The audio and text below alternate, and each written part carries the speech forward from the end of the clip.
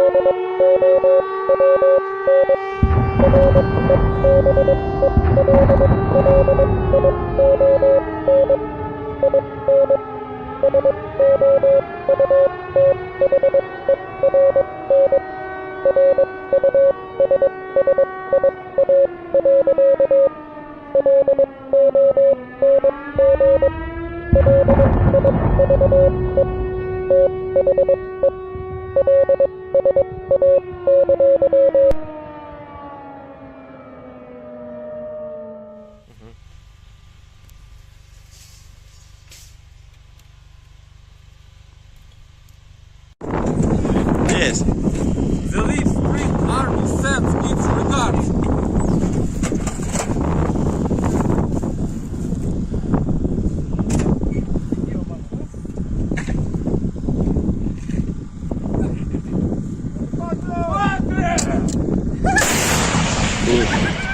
Русский военный корабль. Предлагаю сложить оружие и сдаться. Русский военный корабль, иди нахуй.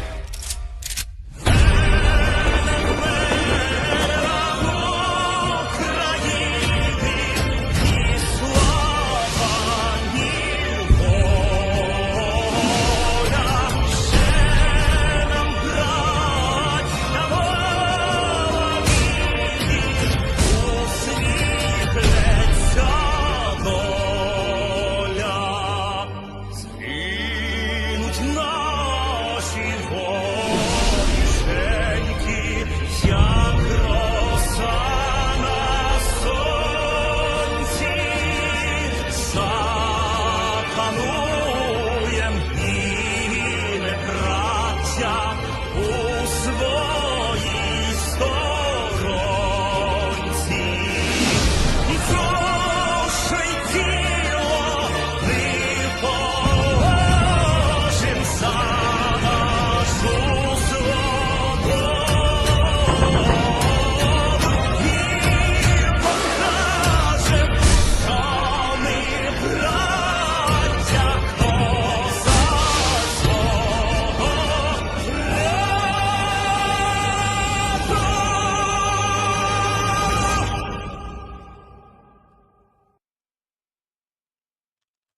Hello, everyone. I'm the Enforcer, and I'm accompanied by Enforcer Matt. And good evening, folks. It's Enforcer Matt, and welcome back to day 739 of the news. I almost forgot what day it is, but it's the fundraiser stream, and it's good to see you all once again, and it is the best night of the week. And it is the best night of the week, as we've got an open rebellion inside the Russian Federation that's now going full swing from what we can tell, and we'll be getting to that literally in just a moment. But another big thing is that it is the Sunday night fundraiser, a channel tradition that has never ceased to exist as long as we've been able to run these fundraisers for Ukraine through YouTube. They are absolutely incredible, and tonight's fundraiser is for an amazing group, Razom for Ukraine, an incredible nonprofit that has been helping out in humanitarian missions inside of Ukraine, and not only that, provides special scholarships for Ukrainian soldiers to be able to get a higher level of education, so that way they can hopefully get a better job once they're done with their service for the Ukrainian armed forces. These fundraisers are absolutely imperative and make a big impact inside of Ukraine, as humanitarian organizations and their felt effects for the public are huge, affecting hundreds of people with a single fundraiser like this. And so y'all know what to do. Y'all know to support the fundraiser. Tonight, we have a goal of around $3,000. If we were to put that into perspective, that means that right now, every single viewer that is watching, just at this very moment, if they all put in $1, we would be able to pass the fundraiser goal incredibly easily and help to continue to save the lives and improve the lives of many Ukrainians that have been affected by this war or even fighting in this war as we speak right now. But there is a whole new group of people who have taken to arms inside of the war in Ukraine, or more so, the larger scope of the war in Ukraine, and have started to cause a massive issue for the Russian Federation. And that is the Ingushetia Liberation Army. The Ingushetia Liberation Army was covered on this channel only months ago, back in August of 2023, specifically August 6th of 2023. This group was declared to be a group rising in open rebellion against the Russian Federation for perceived wrongdoings that were conducted against the people of Ingushetia and the Chechen people way back in the 1930s and 40s, and the injustices that were still being perpetrated against them today in the modern world. It's very interesting to trace back the origins of the Ingushetia Liberation Army. Some people have said that this group is nothing more than Russian ISIS on light version. Some people have also said that it's just a continuation of the unhappiness of people in the area ever since the First and Second Chechen Wars of the 1990s and 2000s.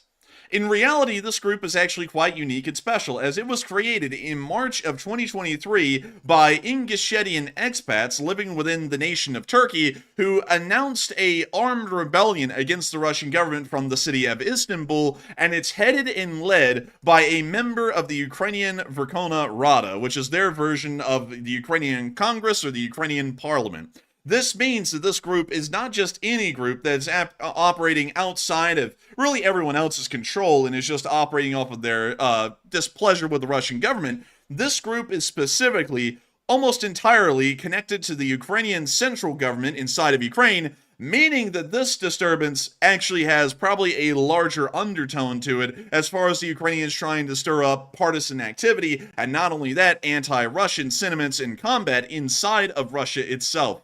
Yesterday, we saw our first indications that there were armed firefights beginning to unfold in between the Ingushetia Liberation Army and the Russian FSB, which was the first reactionary force to reach this area and to start to respond to this armed rebellion. I'm going to play this clip. This one's a little old and from yesterday, but once again, just to catch y'all up on how long this has been going on, because this has been going on ever since about this time last night, 24 hours ago. But here's our first clip.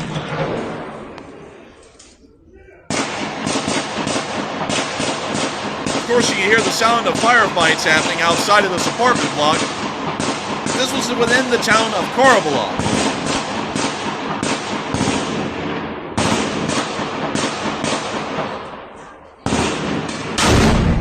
And right there at the end, we can see an RPG explosion hitting the building, and this was our first indication of open armed conflict in between the Ingushetia Free Army, or as we're going to call it, the Ingushetian Liberation Army, the ILA, and the Russian FSB. Moving on into just a few hours earlier, we also got to see that a massive firefight was continuing to break out, but this time a lot closer to the city of Grozny. Some people were saying that this footage was actually filmed not that far from where Grozny is, and apparently was filmed somewhere in between the town of Suzna or let me see if I can pronounce this correctly. Cernovodsko. Cernovodsko is one of the most farther western cities in this border region of Chechnya, but beyond that, we were told that the firefight was conducted in one of these two towns, showing that it's actually spread from the time that we saw the first film here in Karabakh, right here, and it moved a pretty decent distance, or the battle was starting to cover a distance of nearly 13 to 14 miles wide. We have absolutely no idea where else it is spreading inside of Ingushetia or Chechnya, but we got this footage here giving us another more so perspective of this rapidly growing and quickly devolving situation inside of southern Russia. We can see that apparently the Russians are actually whipping out some kind of artillery or heavier firepower to try and deal with the ILA.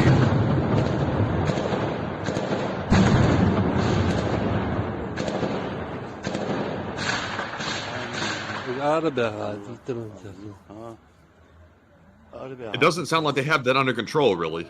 No, it sounds like this is completely out of control. We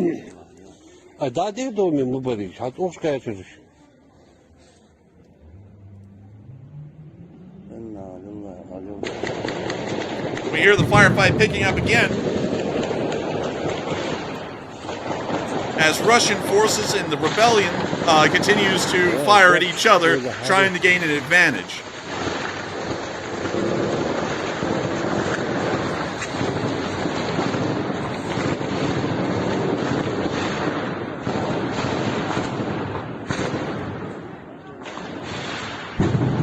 We hear explosions in the distance, most likely from grenades or RPGs.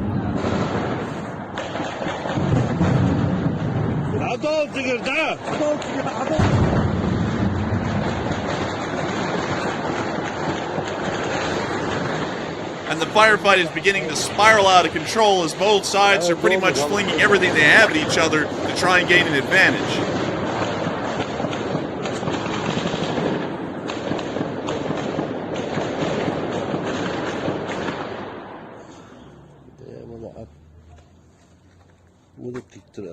We now hear the firefight subsiding again.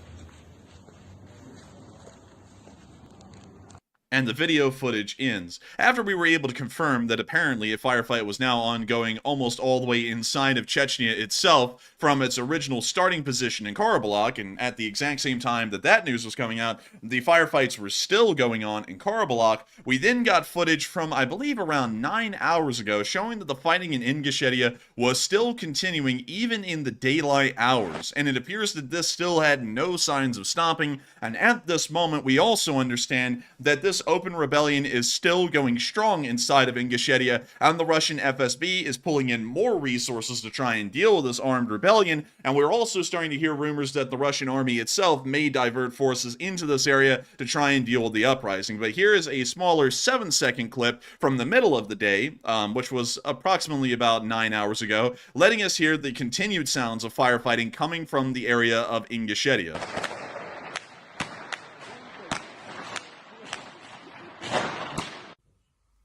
We see an apartment building burning in that last very small clip right there, but still giving us a very good perspective that this rebellion is not one that is going to die easily. And it's something that we were the only channel to actually cover this on all of YouTube ever since 8 months ago and even up till yesterday and today. A lot of people have been trying to downplay this rebellion, or at least what we were seeing way back in August. We originally reported on this on one of our live streams, saying that there was now an armed uprising beginning to occur in Russia, and that it was going to grow, and most likely in the next several months, we were going to start to see that this group would begin to actually attack Russian forces within the region and start some kind of an insurrection. At that time, we did not know that this group is actually connected to the Ukrainian government in a informal link through the Verkhovna Rada, but now that we understand this information and we are starting to see that they are beginning a mass-scale rebellion, this is certainly an attempt by Ukrainian aligned forces, as we can assume that these are most likely Ukrainian aligned forces, to try and divert Russian efforts and war materials away from the Ukrainian war and down here into this Caucasus Mountain region war that's most likely going to begin to unfold, where the Russians will have to be bogged down, most likely with having to deal with guerrilla tactics, which take an incredibly long time to deal with and tie up a very large amount of resources. Fighting a guerrilla war is usually a defender's advantage, especially when we're talking about the ILA. These guys have a huge advantage in the fact that they're most likely dressed like civilians, knowing this group in particular, and also what we've seen in the past, are most likely dressed like civilians. Their weapons are most likely hidden also within many of the buildings inside of Ingushetia, and for that reason, this is not going to be as easy for the Russians to fight, and that's not saying much, as them fighting a uniformed fighting force like they are right now in the Ukraine war. This is something that they're going to have to constantly keep a large amount of a military presence around on endless patrols to try and see if they can ever catch one of these freedom fighters trying to peek their head out of a building with a weapon and then take them out then. These wars are just endless. The Russians were involved in the Chechen wars for nearly a total, I believe, of 12 years if we combine both Chechen wars together and how long they really lasted. That's saying a lot. Just for this one region of Russia to take nearly 9 to 10 years to bring back under control after the Chechens seceded from the Russian Federation, you can get an idea that even an area like Ingushetia could tie up Russian resources for a year, if not several years, just off of a low boiling conflict like we're now starting to see unfold. This is a huge deal, an unbelievable one, and a lot of people are starting to certainly say that now that a lot more footage and a lot more proof that we've been trying to show on this channel for 8 months now is leading a lot of people to see and finally believe that this isn't just some tiny little group of guys. This is actually a fairly sizable group that is now beginning to fight inside of the area. And a lot of people have been talking, even in the chat right now, loads of y'all have, that there is some ideas of trying to put down this uprising, but is this going to be it? Because we're already seeing that it's now about a 14-mile wide insurrectionist front, which is fairly large for something to grow over just a single day. And now a lot of people are talking about this may even spread into Chechnya, where we already know that there's a decent amount of boiling unrest there that hasn't boiled over, and it could even spread over into areas like Vladikavkaz, Nalchik, and so on, or more so Dagestan, which is another region that has a large amount of tension within it. But Matthew, so many people have so many different ideas on this. I know that you have a very interesting opinion on this as well, that this requires a decent amount of hypothesizing to really know where this is going. One thing that we know for sure is that it's starting to boil over completely into an open rebellion, but where does everyone think it's going to go from here? All right, so on the question of Russia claiming to have put down the uprising in Ingushetia, do you believe that is the end of the unrest? 45% said no, it's just getting started, while 29% said the riot isn't over yet and Russia is lying once again, and it looks like only 10% said this is the end of the unrest. And just based on seeing the videos we just saw, clearly the unrest is not over, and Russia is trying to go ahead and claim an early fake victory when they've simply just started the fighting. So to me, it looks like another Russian propaganda attempt, and it looks like this is spreading, and it's spreading fast. And the Ukrainians even have some involvement in it as well. So they're doing their own operations inside of Russia to destabilize their country, while Russia's trying to also destabilize other countries like Moldova. So I'm glad to see Ukrainians fighting back on more than one front, including the internal Russian front, and that's very promising. But Enforcer, what say you? And I would have to certainly agree that the Russians are most likely lying about this, and I'll explain why. Last night, we had an old-time channel viewer who has been around for quite a while. Let me see if they're here tonight, and it doesn't appear that they are. So I'll explain what they were saying last night. I was going to see if they were here. It'd be like, see? But what they were saying last night is, oh, this is no big deal because the Russians claim they've already put this down and it's all over, which is not true because, you know, we're already getting footage today proving otherwise, that this battle has been going on well into today, and from what we're hearing, it's still going on right now. It's just that the Russians are trying to keep that under wraps as best as possible.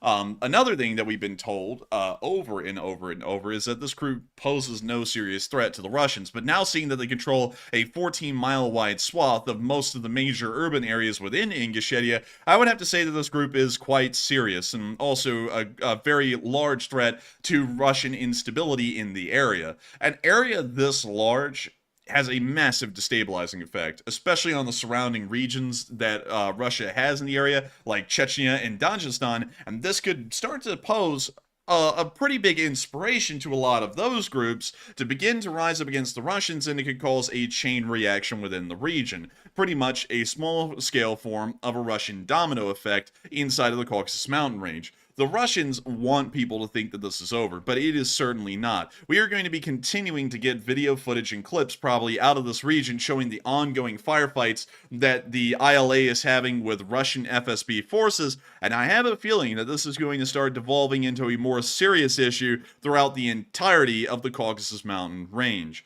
especially considering that we're already getting video footage showing that that certainly is the case. So I hope that I was able to kind of cover that as best as we can, at least my theories on what's going to be happening. And once again, theories are anyone's game. There is no such thing as a crystal ball out there that lets you get an exact idea of what's going to be happening in the future, so this could go any direction. The Russians could put this down within the next few days. Or the Russians could go and steamroll their way into a multi-long-year war where not only did the Ingushetian Liberation Army rise up, but also the Chechens and the Dagestanis rise up as well in opposition to the Russian Federation. If that is the case, that could start to tie up an unbelievable amount of Russian resources. As many people may or may not know this, the first Chechen War that happened in 1994 ended in Russian defeat. And it was a decisive defeat that the Russians suffered in the First Chechen War. They were literally beaten to death nearly inside of the city of Grozny. And let me go and show you all this, just to give you an idea of how tough a war like this in the Caucasus Mountain range can be. Here we go. First Chechen War, right here. Result, Chechen victory against the Russian Federation. And just to give you all a little bit of an idea of the strength of the Russians versus, say, the little Chechens. The Chechens had a force in 1994 of 1,000. The Russians had a force of nearly 24,000 in that year. That means that the Chechens were outnumbered that year, 1994, by nearly 24-1. And they ended up winning largely all the conflicts that happened over the course of that year. So then the Russians came back a little later with an even larger force of, say, 250,000, which, funnily enough, is the exact same size of the invasion force that they used to try and invade Ukraine, and the Chechens only had 6,000 guys. That means that on that kind of a level, the Russians were outnumbering the Chechens a pretty high amount, say somewhere around 42-1. The Chechens were outnumbered at this point in the war. And then you just wouldn't believe it, the Chechens still won. Out of this whole entire thing, 3,000 Chechens ended up getting killed. That's the Chechen estimate. The Russians estimate that was actually around 2,500 to 2,700, and the reason why the Russians are estimating a lower number than the Chechens is because the Russians want to make it look like it wasn't that bad. That's just the armed combatants that were killed. That's not including all of the civilians that were killed, which was an unbelievable number.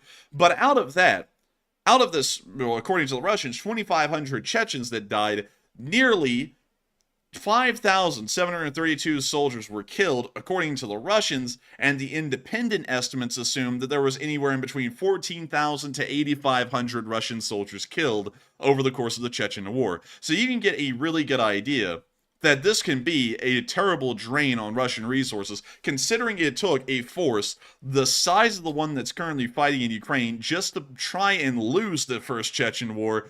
This is a major ordeal for the Russians to try and deal with inside of Ingushetia, although Ingushetia is a smaller region, probably working with less manpower than the Chechens were during the First Chechen War. But just keep that in mind going forward, that the Russians are probably going to be considering this to be a massive panic with alarm bells going off inside of the Kremlin, an endless amount until this thing is over. Because if anything was learned in the Chechen Wars, it's that this kind of a conflict is not going to be easy. To also bring y'all to something else, the Russians did win the Second Chechen War, but to give y'all a little bit of a context as to why they won the Second Chechen War, they won it because they literally fought it for about 9 years, approximately, almost 10 years, they fought the Chechen War. From the 7th of August of 1999 to the 16th of April 2009, they were involved in conflict in Chechnya. And out of the course of all this, the Russians had around 80,000 forces fighting about 9,000 to 7,000 Chechens over the course of those 9 to 10 years. And out of that, the Russians still suffered around 6,300 dead versus the Chechens 3,000 dead, and the Russians claim around 16,000 because this time they wanted to look like the strongman according to the casualty reports. But beyond that, one thing that is becoming very clear out of both of these Chechen wars, as an example about what could be happening in Ingushetia, is that the losses the Russians take and the amount of resources they have to put into this area to try and put down these rebellions is so high, it can actually end up being a severe and serious drain on resources being used in Ukraine. And they're going to have to make a choice. They're going to have to choose whether to try and make sure to prioritize the Ukraine war, which isn't really going anywhere anytime soon, or they could try and prioritize fighting in the Caucasus Mountain range, or they could risk losing the entire region to a revolt that continues to spread and grow because they're not doing anything to try and put it down. So this could explain why Russia is suddenly so heavy set on trying to go into Transnistria and cause an issue there, because Ukraine would have to redirect forces from their front line to go address that in Transnistria if they were going to help out with Moldovan situation. It looks like Ukraine's doing the same thing down in Ingushetia by causing that disruption down there. Now the Russians are having to pull people away to go down there and defend that area. So maybe that's why Russia is probably going to end up doing something with Transnistria to try to balance those two things out. Probably so. They may even try. This may be a further destabilizing factor. And also, I have to say that I have to clarify something here, because some people who have done some research have probably seen the Ingushetia Liberation Army's flag, or more so the Ingush Independence Committee. Their flag is a little interesting, and a lot of people are going to see where this comes from. That's the flag of the English Liberation Army right there on the right side. And some people are going to say, that looks a lot like ISIS, or that looks a lot like Al-Qaeda, or that looks a lot like the Taliban. And yeah, actually everyone's correct. It actually is a heavy inspiration off of all of those flags. All of them use the same verse from the Quran that's actually pretty much... Like, if you've ever seen a flag with text on it, like English text, that's this, but in Arabic. And so that's what it is. It's just a verse from the Quran that's put onto a flag. But the interesting thing about this is that apparently, according to what I was able to find on Wikipedia, which is really the only thing that's documented anything about the English Independence Committee, this movement was created by and was supported by Alexei Goncharenko, who is a deputy member of the Verkhovna Rada, which means that he's a part of the Ukrainian government. So in a way, this is a Ukrainian-sponsored freedom fighters group, and some people are going to go, are they freedom fighters or are they terrorists? And that kind of depends on who you are. You see, right now, if you're Russia, these people are terrorists. If you're us, we call them freedom fighters. You have to remember, everyone, the Taliban wasn't always a group of terrorists. Back in the 80s, we called them freedom fighters, and back in the day, they were also called the Mujahideen. And one thing that is absolutely insane about that is that at the beginning of the movie Home Alone, they actually paid tribute to the Mujahideen, Matthew. Did you know that? In Home Alone? Yeah, at the beginning of Home Alone, they sat there and like panned down the hallway of the house, and then they just had the text pop up. This is in solidarity with our brave Mujahideen freedom fighters who are currently fighting for their freedom in Afghanistan. In the middle of the damn Afghan war. Just to kind of show how things changed over like 15 years or so, because they weren't considered freedom fighters that much longer after the war in Afghanistan, or the Soviet invasion of Afghanistan, was over. But I just want to make sure to clarify. That's just such a weird reference. Like, why would they like shout out the Mujahideen in the Home Alone movie? Like, of all things, you do it in that movie. Hang on. Let me go. Let me go get it. Here we go. This is a like a still clip. Let me see if I can get a better one. This is a still clip right here from Home Alone. This film is dedicated to the brave Mujahideen fighters of Afghanistan. What? Is that real or is that fake? That is real. Oh, that's weird, man. It's like watching a Toy Story movie or something, and you see a reference to like Blackwater PMC in it. Like it's like that out of place. Yeah. Oh man. but nevertheless, that was also made fun of. If y'all have ever watched this show, in a show called The Boys, where there was a certain character called Soldier Boy, and apparently he was like frozen or something from like the 80s, so he doesn't know what happened in between the 80s to the modern day. But it went back in time when he was on like some television show. He was like, "I'll never stop fighting for the Mujahideen, the great Mujahideen freedom fighters, our wonderful friends." And also, some people are saying it's fake. It is fake, but nevertheless, it is a meme and it's hilarious. But beyond that, this is something that is incredibly interesting. And it's something that you have to keep in mind that these people right now are freedom fighters. That's how we are going to view them here in the West. But in other places around the world, they're going to be viewed as terrorists. The Russians are going to view them as terrorists, and we don't really know what they're going to be doing beyond just fighting the Russian government. And everyone's like, I knew that was fake. I was going to see how far I could take it with Matthew, because he was sitting there like, on God? I was like, yes, because neither of us has seen Home Alone to know whether you thought that was real too. Like, admit it. You thought that was real. Now you're going to try to pin it on me and say that I was falling for it. Come on, man. Dude, it was on meme sites only. It was literally the site I had to click on. It was like one of like 9 meme sites, because they're not anywhere else. It's just a meme. But I trusted you, man. Man, you did. You did, and I betrayed you. Sorry about that. But beyond that, still, these people are going to possibly be causing some serious issues for the Russian Federation in the future, and we will have to wait and see how much farther this goes. But in case y'all are wondering, how serious is the Russian government viewing the uprising inside of Chechnya? Well, more so inside of Ingushetia. Well, apparently they're viewing it quite seriously, as they close down the bridge again today, probably in response to what was going on hundreds of miles away in Ingushetia. According to the Kyiv Independent, occupation authorities shut down the Crimean Bridge a second night in a row, which was tonight. The closure marks the second consecutive night that occupation authorities shut down the bridge.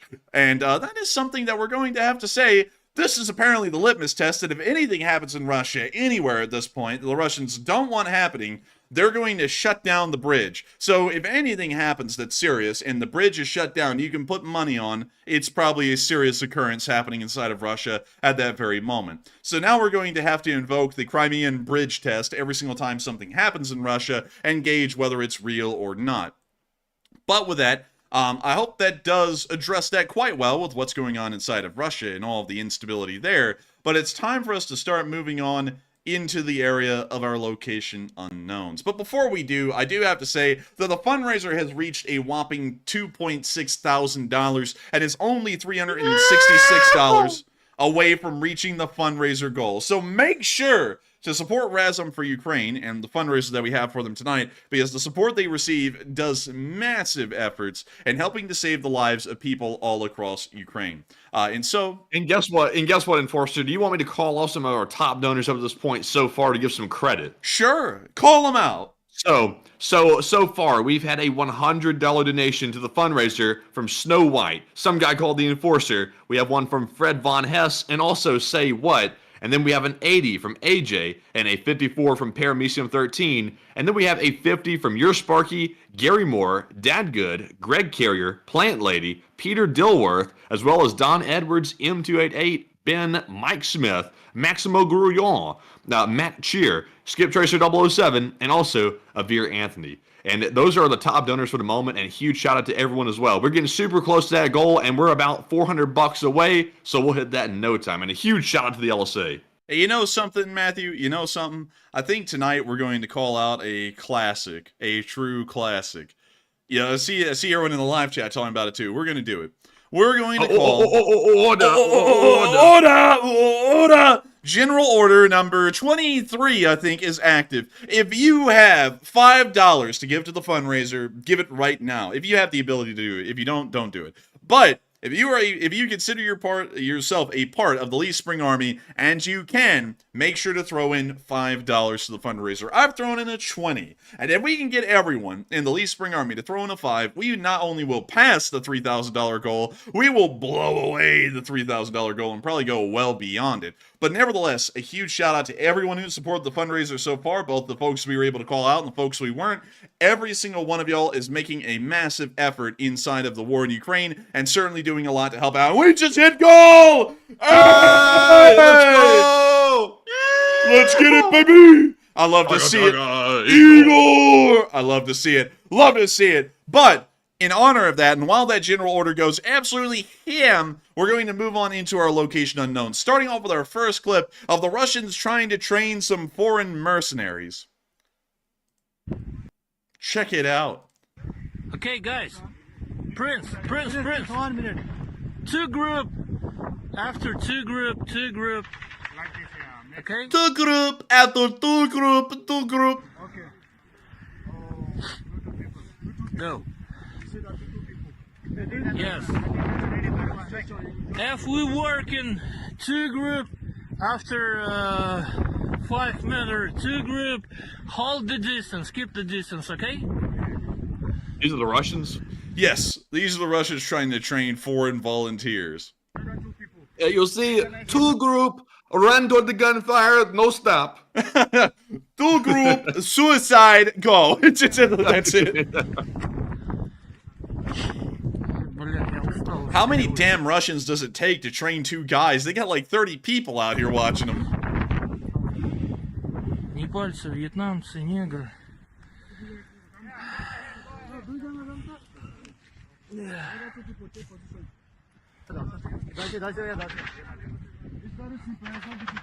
The bad trainees are currently getting flogged by the machine gun in the distance.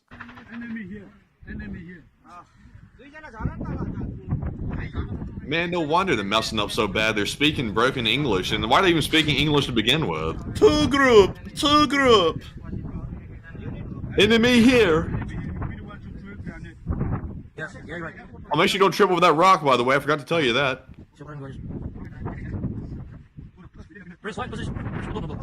We see they've sped up the footage because they literally just sat here for that long.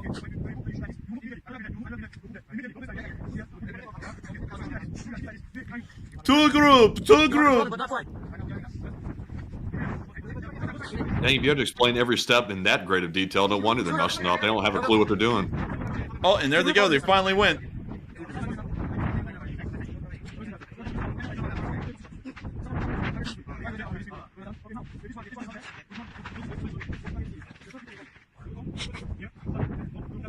You see, comrade, if you just work on your two group, you'll get better at this. Third group, go on the left. Second group. I'm still saying it. Right. Oh my god. He's gonna say it again. Yeah. Okay. Two groups, he said it again. How do I win? How do I win? Two group. Ну как-то так. We hear a machine gun once again executing the bad trainees in the background.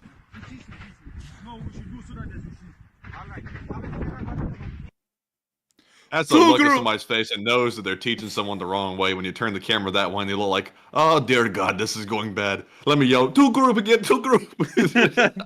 Two group. Get me two group. Oh yeah, two in a group? Yes, but there's more to it. Two group.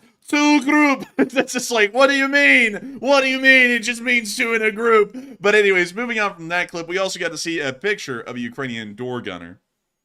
This man be putting them down in groups of two. But it's nice to see the fella here with his nice little aviator mask on. We can see him throwing up a little call me sign. That's what I would call that. With a PKP machine gun poking out the side of an MI8.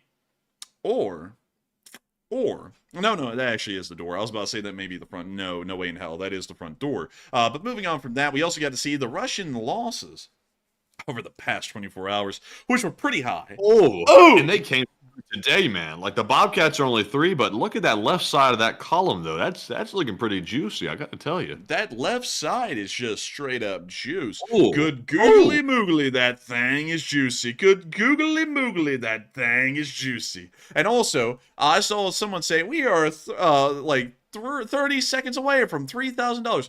Update, because we are up to $4,000. The general order $4,000 slaughtered. Yes, we are up to $4,006 right now on the fundraiser.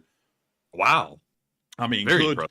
Good googly moogly, that thing is juicy. But anyways, moving on from that, we got to see that 1,160 Russian soldiers were knocked out over the past 24 hours of fighting, a pretty high amount. 28 armored personnel carriers were also destroyed, along with 65 supply trucks, 16 main battle tanks, 52 artillery pieces, 14 drones, 1 aircraft, and 3 Bobcat skid steers. Overall, it's been a very impressive day, a very good one for sure, and I love to see that the Ukrainians are continuing to inflict massive casualties on the Russians, because the more the Russians suffer, the sooner the war will end. And that's always a good mathematical formula that you can work with and take it to the bank if you need to. But we're going to be moving on from that little loss report right there, and we're about to be moving past the Northeastern Front, past Bakhmut. We're going to be going into a very interesting part of the front line today. The area of Avdiivka. So many people have been looking at the area of Avdiivka and they've gone, oh my god, it's all over. It's all over for Ukraine. They're losing. They're getting steamrolled over every single part of the front line everywhere on Earth at all times. Even in the past, the Russians have taken a time machine and they're beating the Ukrainians to death back there. It's over for Ukraine and they lost the war. And to those people, I have to say that they sound like literal clowns, because the Russians have attempted to advance today and have ended up moving literally just 1 block across the street in Orlivka and just a few more extra dozens of meters south near Orlivka. Beyond that, the Ukrainians have completely halted the Russian offensive that has been pushing out of Avdiivka for the past week and a half, and they're not moving forward anymore because they ran into the second defensive line from Berdiche to Tenenke, and it appears that the Russians are not making any kind of forward progress any further like they had been in the past. So many people have been just absolutely bewildered by the fact that the Ukrainians have been able to stop the Russian army dead. And I don't know where those people have been living, if they've been living under a rock or something, because Ukraine has been doing this for nearly 2 years, over multiple hundreds of miles of front line, over many different parts of Ukraine. But we did get to see that today, there was a heavy amount of action that was involved in stopping these Russian pushes from making it any further onto or into these villages, and also an unfortunate loss of a fairly rare vehicle in Ukraine. But moving on to our first clip, we got to see that the 47th Brigade at the very northern end of this front line near Berdiche was able to knock out fleeing Russian VDV forces that ended up being a part of a completely failed attack. Here's the clip. Oh! He's down. Oh, he's down for the count. Oh, this Russian's getting down. He's got a pack on. And the Ukrainians are about to really give him a pack with that pack-a-punch. And it looks like he's out for the count. I've never seen the dirt catch on fire before. That's a new one. Me either. That is brand new. And we can see another drone coming in. This one literally flying around the BTR and kind of like chasing them. And the Russians going, bled, get away from me, bled, bled, sugar, bled, PSD, get nахуй, bled. And, oh, wait a minute. Oh, it got him. We didn't even see the explosion. He just kind of came back into the opening. But still, as y'all are seeing, the 47th Brigade is still mercilessly hunting down any Russians who attempt to push forward and teach them a little lesson here and there to not do something stupid like that and to learn their lesson and to just leave Ukraine. It's a very simple thing, y'all. It is a literal, simple mathematical formula. Russian will not die if not in Ukraine. If Russian in Ukraine, Russian die. It's a very easy formula. If people don't like it, that we are showing clips on this channel of Russians getting pretty much obliterated in combat, maybe the smart thing to do is, instead of complaining to us about talking about it, maybe the smart thing would be for them to ask the Russians to leave Ukraine. I feel like we wouldn't have much to talk about if the Russians left Ukraine. Just saying. But we're now going to be moving on from the drone chasing the Russians like some kind of a game that you play by chasing your family member around the dinner table. We did get to see that, unfortunately, a second M1A1 Abrams has been lost in fighting in northern Avdiivka. This M1A1 Abrams was detracked from an anti-tank mine and apparently was abandoned by the crew in intact condition. However, it will most likely not survive in intact condition for long. The Russians like to destroy Western vehicles whenever they're abandoned or try and capture them, because it's a huge propaganda coup for them on the cameras. The reality is that knocking out or disabling an Abrams isn't really that big of a deal, considering hundreds of these things have been lost in Iraq, especially by the Iraqi action against ISIS forces in the mid-2010s. So it's not really special to see one of these things getting knocked out or destroyed, because it's happened a lot, and it's not really anything that shocks me. Some people will now say that Western tanks are not any better than a Russian tank, and to that I say, you gotta be delusional. I mean, sure, every tank is going to be destroyed, but that doesn't mean that they're all on par with each other. You know, throughout the course of World War II, every tank that was in service anywhere ended up getting destroyed.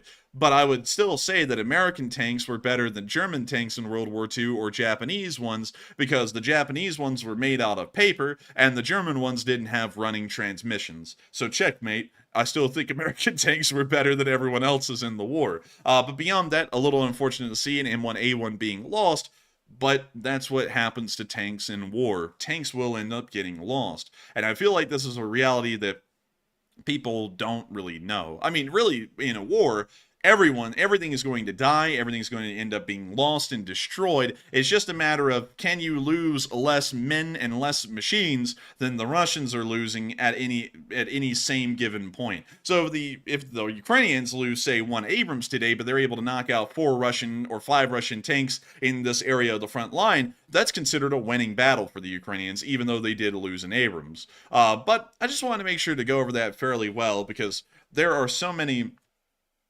people out there who do war analysis and don't understand how wars are fought. And so they believe that if a single vehicle is destroyed like this, that it's just war ending, the Russians have won the war, the tank sucks, and they may as well be on par with the Russian ones, which is just absolutely ridiculous. That's like saying a Challenger 2 is as good as a Russian tank. It's way better than a Russian tank, and to say anything else is blasphemy, and King Charles himself will come down and thwack you on the forehead if you say something like that about the Challenger 2. Just watch, it's like Beetlejuice. Go and say Challenger 2 sucks 3 times in the mirror. I bet you someone from the royal family, or maybe even King Charles himself, will come and thwack you in the forehead pretty violently with those giant saucy... You shalln't speak of this Challenger tank, dear sir. Don't speak of it. I shall challenge you. Do you want to challenge me, sir? Do you want a duel? Me and my beautiful wife Camilla about to beat you purple. But beyond that... Have you ever seen a human turn multiple different colors? Well, we're about to show you.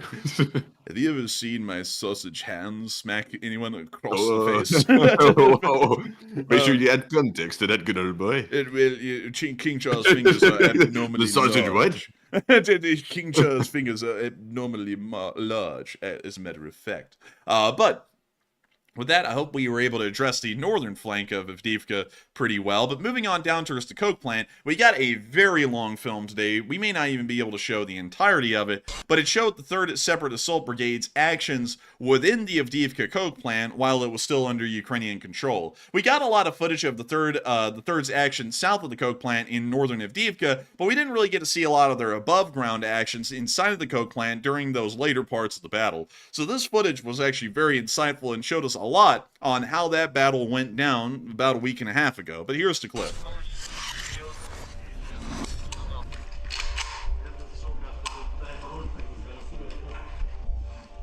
Бритва Феді, починай рух.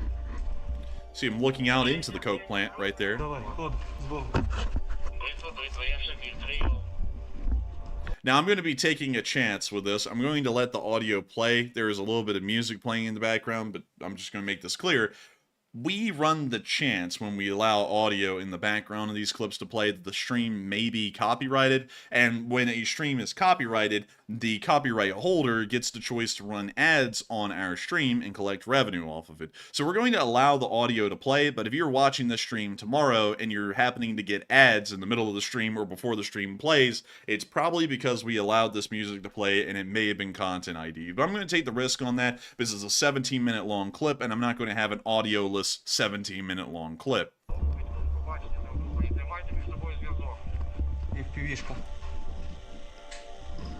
Блядь, на Авдос вже нема заїзду. Нема виїзду. Єдина жила була, блядь, і ту вже перекрили, нахуй. Типа на завод ще можна заскочити, але от, блядь, на Авдос вже не заїжджаєш. Блядь, там наші пацани. Ні, там багато.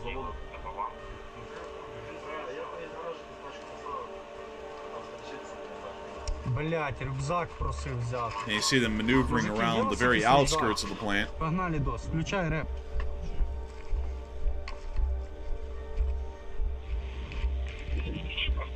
You see a Ukrainian truck out there, must have been abandoned.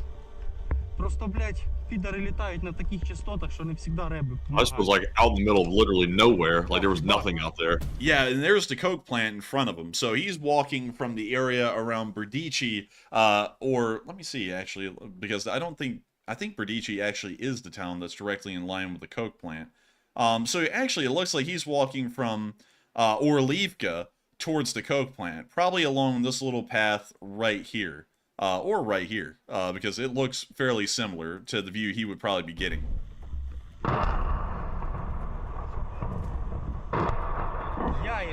But we hear explosions happening at the plant. Трохи пресують. Оце по нашу душу. Та ну все одно ти без дрона, що толку, навіть без ліміту будеш. Оп. Oh!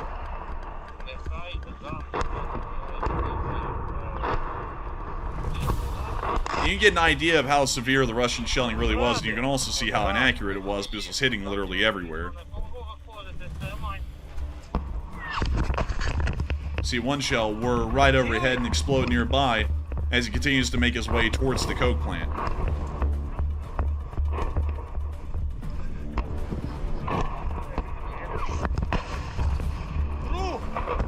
Рух, брат! Там плотний обстріл. Рухаємося. See him continuing to advance Це forward. було круто.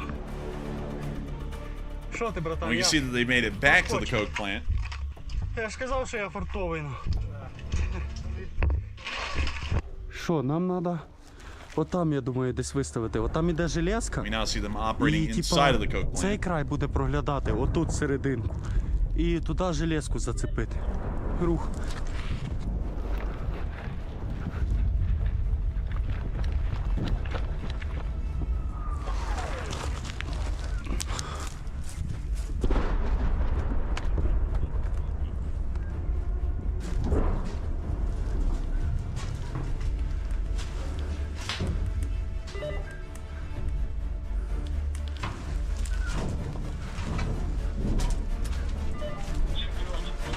Іди сюди, прикол, дивись.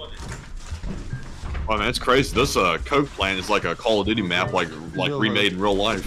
Ти глянь, який Man, та this це is like a якийсь video game. Yeah, it really is. Or is Call of Duty inspired off of real life? Oh yeah, that's the truth.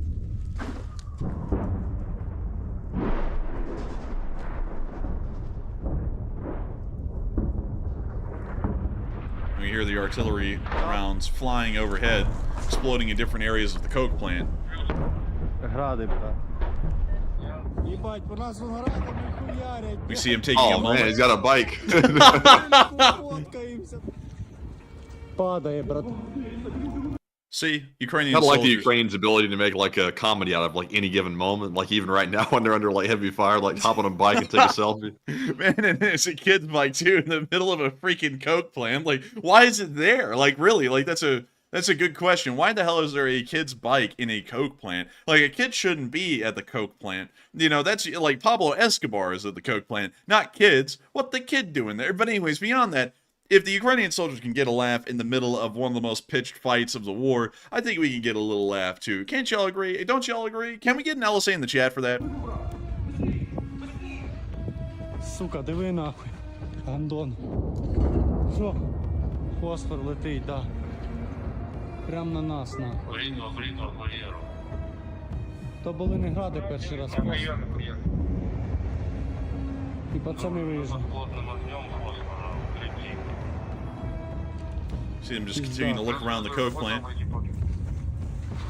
От сосете, нахуй, свій фосфор. Що, старий, двигаємо? Все, погнали. We can see them continuing to move around the Це coke пізда, plant. як ми будемо сюди виходити, блядь. Тут все кипіти буде, блядь. Кстати, Кстати, отут може бути бенз, але навряд ли. Уже. See them maneuvering over some pipework and into another building. This one housing some delicious Ukrainian Gatorade.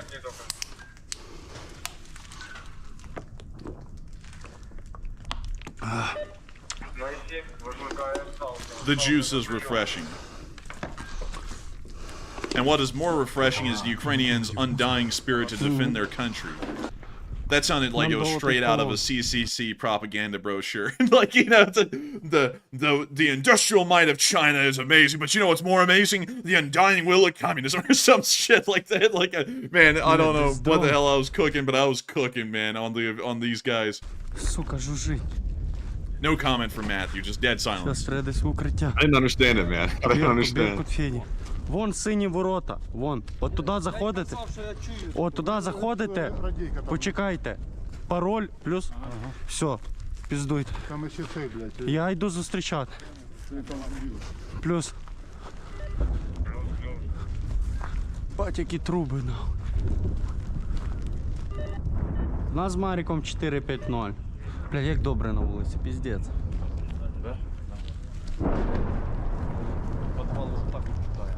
Та ну нахуй, сидиш, сука, як миша там, блядь. Світу божого не Я вже навіть не знаю, скільки ми днів тут, блядь. 3 чи 4, блядь. See them regrouping for a moment. Or really just taking a breather. And a shell literally explodes just nearby. Tonight is inserted for effect. А, сука, ото їбало. Давай, Мара, знімати звідси, нахуй. Змістимося в друге місце. Now you can see a drone view of the coke plant from a distance. Авдос.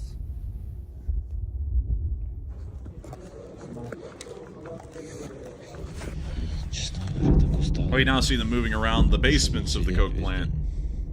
Or some people called it the catacombs, but that's a little bit of a misstatement. Catacombs are specifically a kind of tunnel that's used to house corpses. You know, they could be made out of former mine shafts, basements, and whatnot. But the Avdiivka coke plant's basements aren't catacombs. We can see them riding some bicycles they found. Новый метод рэп-систем от FPV. And hit this guy playing that thing. На півставки з Мариком, бля, уголь таскаю. Don't know the name is, but just playing that thing. He got that thing on him. Роботників, бля, не хватає. Кажуть, що обстрілюють, що всі посйобувались. Цей взагалі на велосипеді возить. Піздець. Якщо ви бачите це відео, то ми живі. A didgeridoo. And now it's starting to rain, damn it.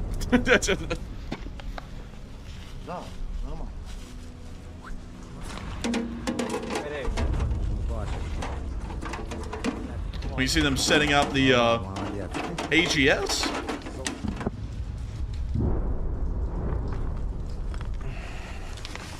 And cooking. Let him cook. We now see them unwrapping the AGS. That actually looks a little bit more like a Mark 19, I'm not gonna lie.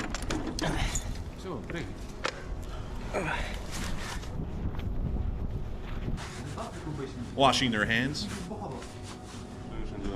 Братанчик. Да, наверное, туда вдвох нема смисла. Ні, зайди сюди. Єбать, тут все, сука, розбите, We now йобаний see them рот. running through the coke plant to the next position. На орієнтир. Тепер мішки на ножки ложи. Подготовте ящик БК! Сюди, Фець. Now see them running into another building. And Old Warrior, for clarification, it wasn't the guy in the video who called it the catacombs. It was actually another channel that happened to call the basement of the coke plant a catacomb, which is trying to make it sound a little bit more dramatic than it is. It's a basement. And, you know, a catacomb is specifically something that's used to house bodies. And any kind of a tunnel or a basement can become a catacomb, but it's got to pretty much have a sole purpose of now being used to store bodies. And so the fact that the Avdiivka coke plant's basements were basements and used for industrial purposes up until the battle started to unfold last year, and a little bit before that, it's a pretty tough stretch to say that this is in fact a catacomb. It's more of a basement.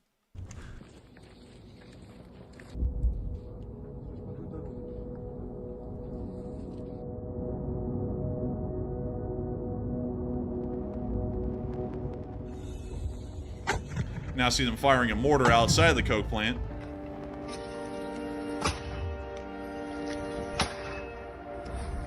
Міна пішла, спостерігайте. Підари хуярять. Ну така хуйня, малята.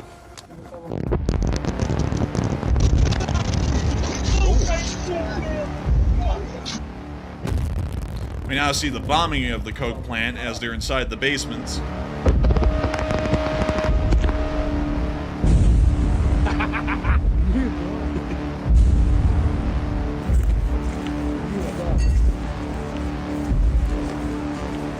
And the music is just blaring.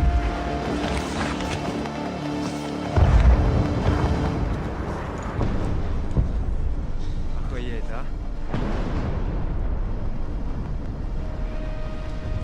Авиация. Бежим!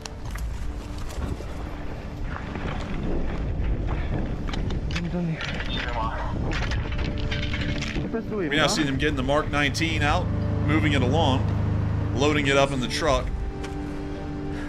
And it appears that this may be the withdrawal from the coke plant that the 3rd Brigade conducted.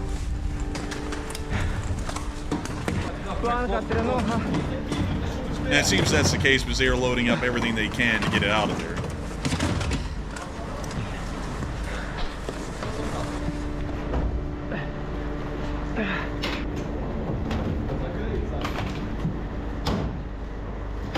Кубик без! Кубик без есть? Поехали! We now see the truck on the move. This may be one of the most dangerous times for all these guys on this truck as they're now a target for Russian drone forces.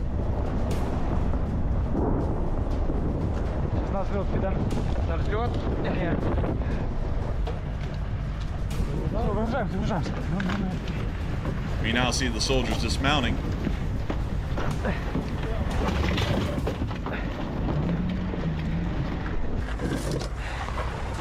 And moving their ammunition into a new building further back.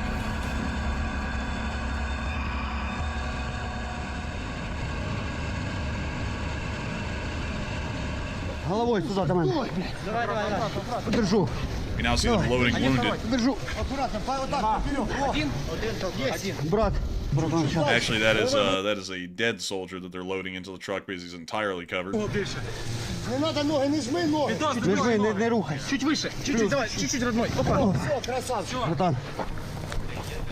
Маленький, держись. Держись, братик, держись. Мы тут. Все хорошо.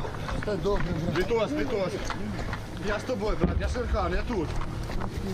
Братик, я не... Братик, да. Балакай, балакай. Там, нахуй.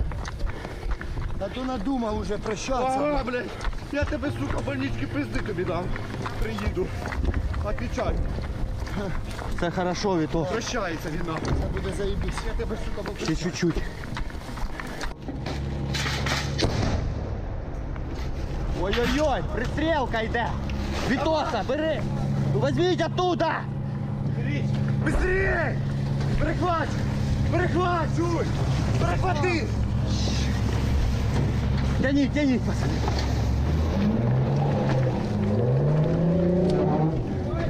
Стой.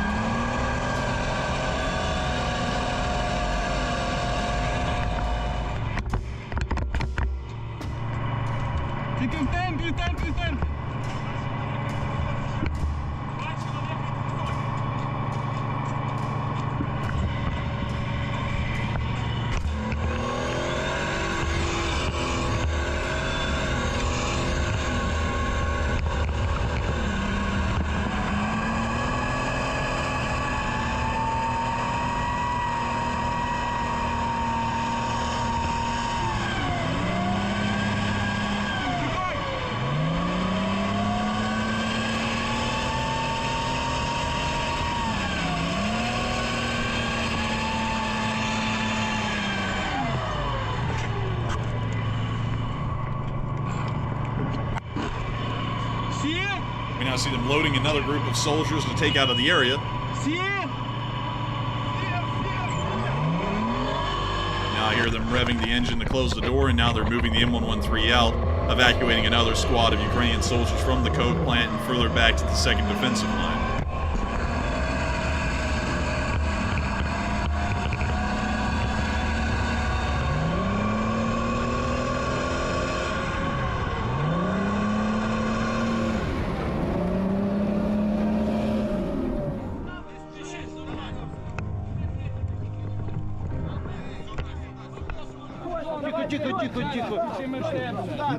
Забирай, Роберт. Лежачих нету. Все. Плюс. Скільки вас було? Плюс.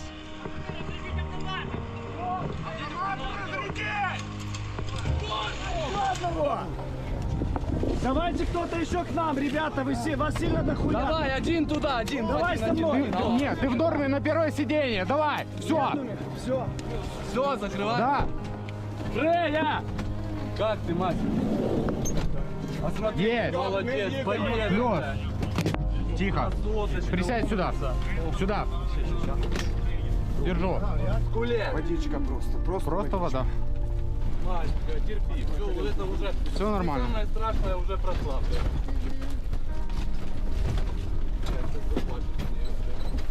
Есть. Давай так. Я сейчас еду в Медиваке. Не знаю, едем на ставку пункт. Что это за ставка пункт, я не знаю. Спросить пока не около, потому что... Третье ШБ. Стабик 3-го ШБ. Стабик 3-го ШБР. Приеду, дам знать. Все есть. Ручку там як удобно.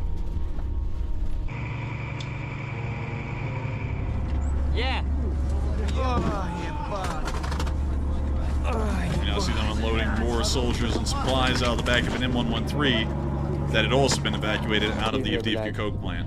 Сделали свою работу, вышли нахуй. На таких, блядь, минималочках, это же пиздец, блядь, да, сосна? Пиши, блядь, историю разом с третьей штурмовой. Пиши историю разом с третьей штурмовой. Давай, мала, давай, ты можешь. Парни потихонечку двигаются, короче. С печечкой, без лобового, правда, но с печечкой. Да, Федечка? Заебись. Все, 4-5-0, тишки. Вместе? Да. Все нормально, приедем. Привет, передавайте. Поймали тебя, блядь. Давай, терпи. Давай, пиздюли. Воины, кто вы, воины? And with that, that's largely the end of Jeez, these man. clips. That video was a heavy one. Like that one actually puts you like in the zone of what they're actually going through on that one. That was a tough one. Yeah, war is an incredibly tough thing, and that was a small glimpse, one of the few ones that we've ever given on this channel, of the times when war isn't necessarily all fun and games. You know, of course, they showed a little bit of the joking and fun they had, but you also got to see a small bit of what I see off air that I, go through every single night to put together this news, which is the unfortunate losses, casualties, and so on that the Ukrainian armed forces continues to face on a daily basis as they face this never-ending struggle of holding the Russian forces back. But we did get to see, on the other hand, that the Sparta unit was able to destroy Russian armor near the area of Berdichi today, as well as Tenenke. Here's the clip. You see them flying their drones into multiple armored targets and destroying them.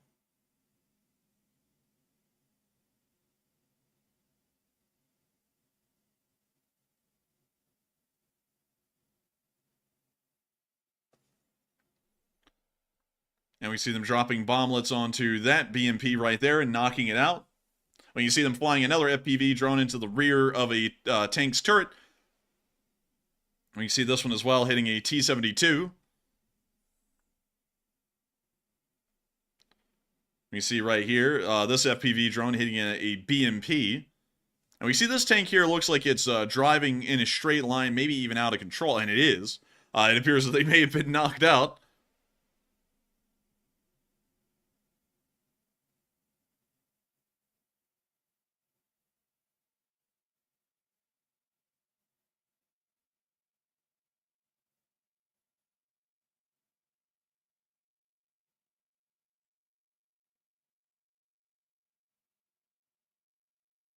And we see them continuing to hit multiple Russian armor targets, including that tank that ended up getting stuck in the crater.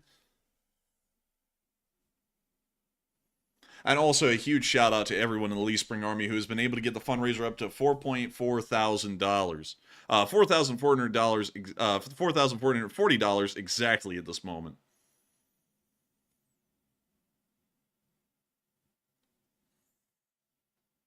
And we can see this tank right here beginning to brew up and burn.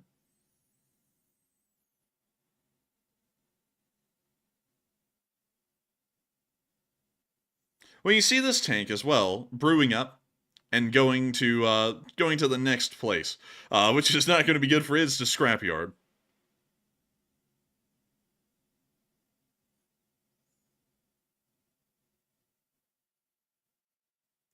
Well, you can see the tank in the crater getting hit and now having a brew up as well.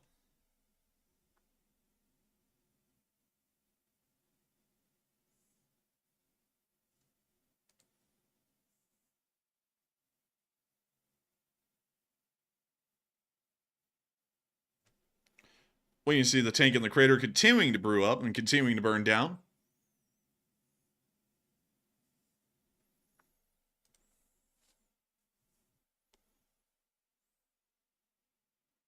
Oh, and it brewed up big league. That's like a nice British cuppa. Like that Yorkshire tea, baby. We're not sponsored by Pretty good. I like that Yorkshire tea. It's pretty nice. Oh, you pretty like lovely. it? It's what do the British what would they say? They would say it's rather nice. Yeah, they would. They would say that, wouldn't they? But with that, that's the end of that clip. But very nice to see that the Sparta Battalion was able to knock out a large amount of IFVs and tanks. But moving on from that and into our next clip, we also got to see the 3rd Brigade destroying a BMP. Check it out if we get the clip. I don't know why, y'all, but I drank a good amount of coffee, but I feel absolutely exhausted tonight. Not going to lie. I have no idea why. But here's the clip of the 3rd Brigade hitting the BMP. When you see it coming on in, nice and good, yeah. Oh, great heavens, 9 Russians. 1, 2, 3, 4, 5, 6, 7, 8, 9. Oh dear. Oh, dear. Oh, it's cooking. I saw one Russian go jump off and flailing away like a duck. Oh, I think it's really cooking. But the 3rd Brigade did a good job right there. Very good job indeed. No question about it. But with that, we're now moving on into our next clip inside of Avdiivka, where we got to see some satellite pictures of the 9th District before and after. Here's the before picture from the 16th of October 2021. Here's the after picture after the Battle of Avdiivka had ended on the 17th of February this year. Kind of showing y'all the severity of the battle and also the kind of damage that was caused by everything that happened over the course of 6 months. Moving on from that and into the area of Severne, we also got to see a Russian T-90M getting destroyed in the area by the Shadow unit. Shadow Wizard Money Gang, we love casting spells. But anyways, well, also, by the way, there's a T-80B VM right next to it. And here it comes. Here it comes, Governor.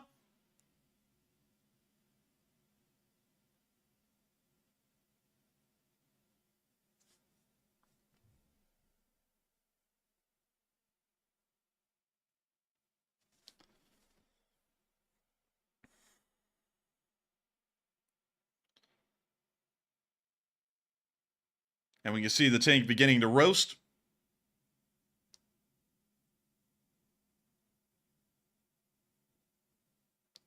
And we can see they also got the T-80 BVM as well, along with the T-90M.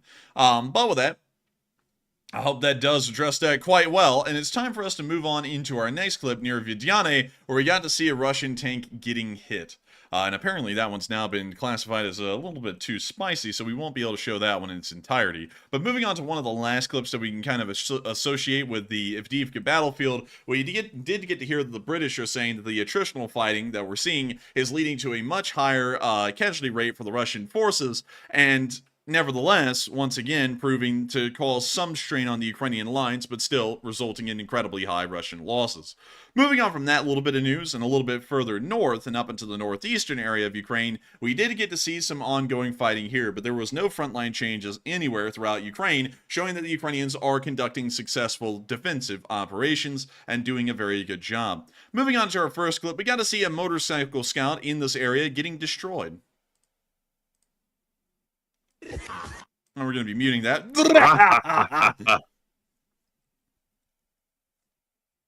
I have to see, Matthew. Is Greg pleased by what we're doing on this show? I have to know. I must know. Greg, come home. Are you Greg, happy, come Greg? home. But with that, that's the end of the clip. And nice to see that the Russian motorcycle scouts were obliterated. Moving on from that and into the area of Arapivka, we also got to see a KAMAZ truck getting destroyed. This time by the Ukrainian 11th Brigade. And we see the drone flying its way on in.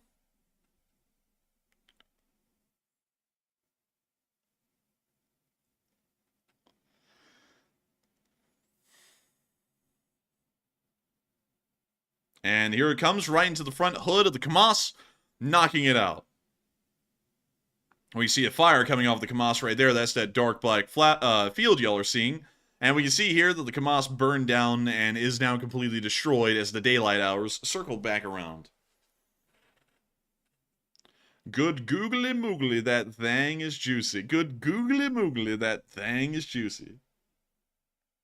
Man, that's what they say about that marmot, you know what I mean? Man, that marmot do be juicy, though. But moving on from the northeastern area and on down towards Svatove, near Kuzmivka, we also got to see the 117th Brigade taking some times to destroy some Gazivkas and BMDs. And we're going to be muting that. And by the way, huge shout out to the Lee Spring Army that's been able to get the fundraiser up to $4,485 at this moment.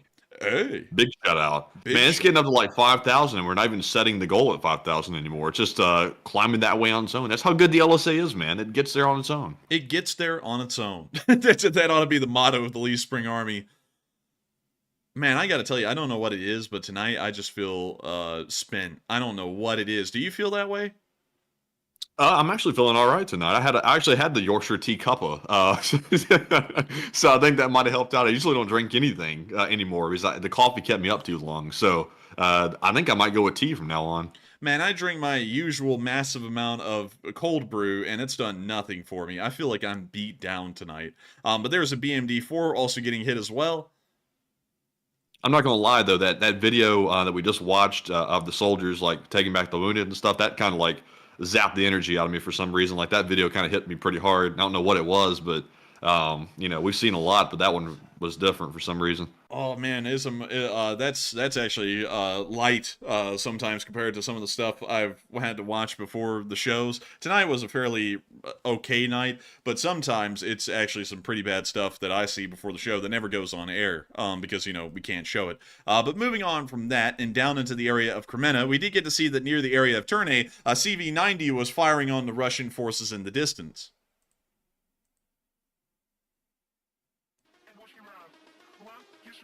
Oh, we're going to be muting that, but we can see our CV-90 doing some work.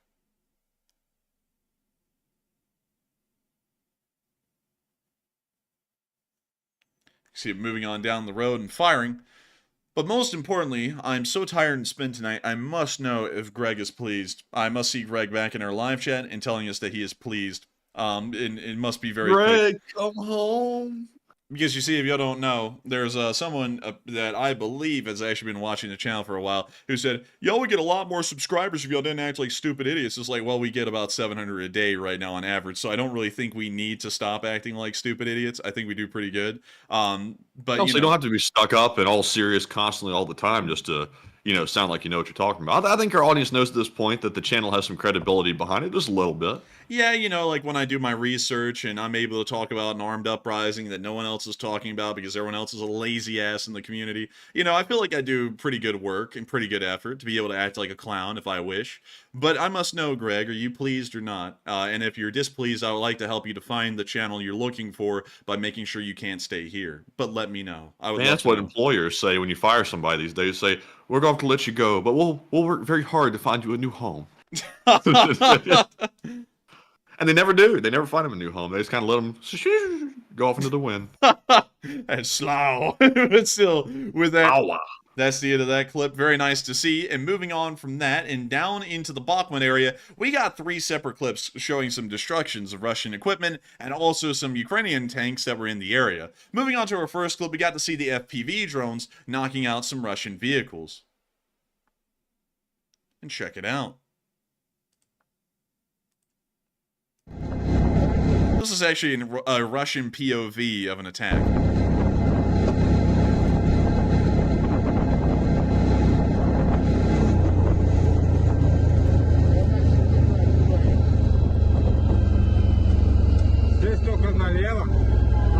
This is, by the way, one of those Chinesium ATVs. Oh!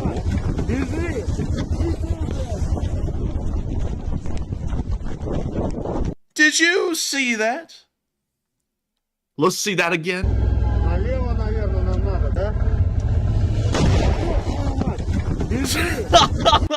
Liat. Иди нахуй, блядь. The Chinesium ATV is done for. And with that, that's the end of that clip. But moving on from that clip and into our next one, we also got to see a Russian BMP getting hit by a Stugna by the 93rd in this area. Here's the clip. There's the BMP. Here comes the Stugna. And it was hit and destroyed. But he shouldn't be happy about hitting them with that because he sounds like an idiot. You know what he sounds like? He sounds like a little kid when he does that. He shouldn't do it. He shouldn't do it. He shouldn't be happy, damn it. He's supposed to cry. He's supposed to go, oh my God, this is... You're supposed to do that. Come on, y'all. Be mature. Be mature. Jeez. Oh, man. I'm telling you, I get no respect around here. I try and keep up spirits during the war so that way people don't get overloaded and run away. And then people go, oh, man, you just hate the war, don't you? Oh, man, I'm telling you. But moving on from that and into our next clip, we did get to see a PT-91 Chwarty and a T-72 in the Ukrainian Armed Forces. This, I believe, is the T-7... Well, actually, let me make sure. This is the PT-91 Chwarty. This one right here. The other one is a T-72M right here in these first 2 pictures. But still, nice to see some Ukrainian tanks in the area doing their thing, and hopefully they keep doing their thing. But moving on from that and down into the southern front near Malinivka, we did get to see the 10th Mountain Brigade destroying some BMPs. Like a falcon or a crow or a bird or something. Oh, man, I get no respect around here. I'm clearly a raven, and then I get called a crow. Oh, man. But still, we can see... them. Look at that panel, man. It flew away like a crow. Did you see that thing, take flight? Man, that thing went... It flew off. The Ukrainians threw that bird up in the air and said, fly away and be at rest. Yeah, it did. It sprouted wings like Red Bull. Red Bull gives you wings, and we can see them just smacking around some PMDs down here.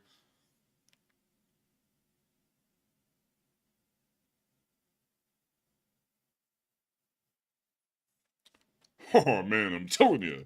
I try and run away from the Ukrainians, and they just bomb me anyways. Oh, man, I'm telling you. I get no respect around here. I'm bombing this like I bombed my comedy routine. Oh, man, I'm telling you. They're about to knock out this BMP. Oh, man, they're really about to put the P in the BMP. Oh, man, I'm telling you. Ooh! And that's the end of the clip right there, and nice to see it. But with that, that's the end of that clip. And we're now going to be moving on from that one and down into our next one near the area of Robotine, where we got to see a Russian MTLB get destroyed. We see the MTLB on the move right there.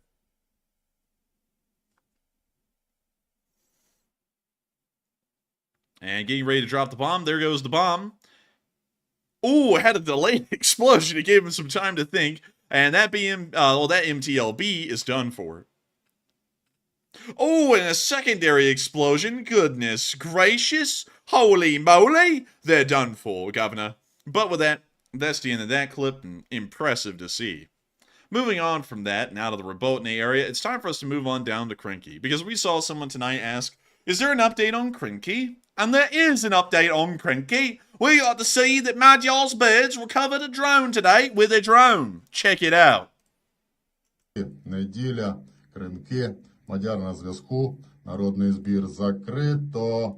Підори вчора всьоме оголосили за мою ліквідацію. Ковтайте пилюку, хробачня. Операція врятувати рядового Мавіка. Ми бережливо ставимося до усіх засобів, що придбані за народні кошти.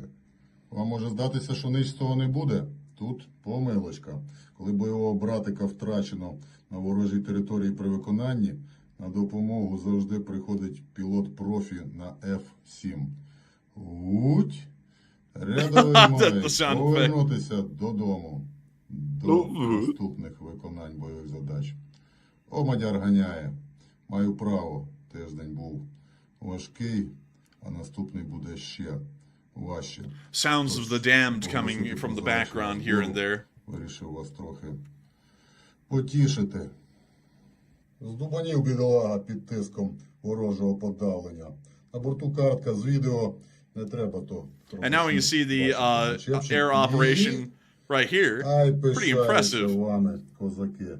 Покруче, ніж інша джага. 24 з хвостом мільйона зібрано вами на потреби морпіхів. Дякую уклінно за довіру, зусилля та небайдужість. Подробиці у тексті. Очі та жало. Честь.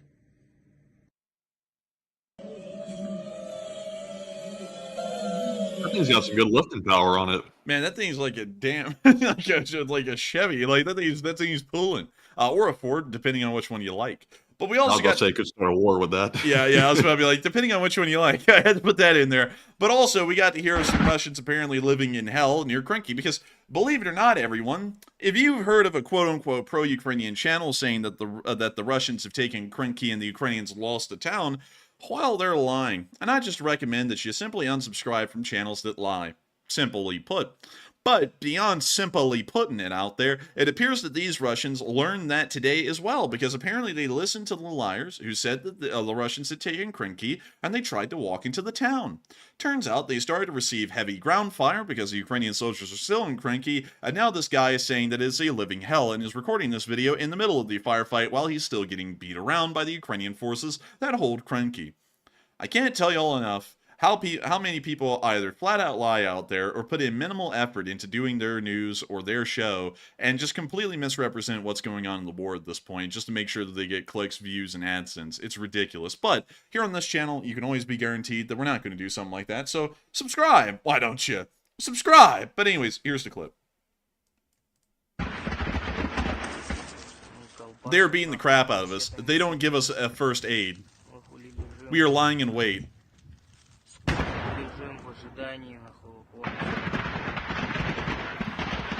Sound of Ukrainian cluster bombs in the background. Behind us, they are coming. We are lying in such a boat, dug out and hiding here for the second day.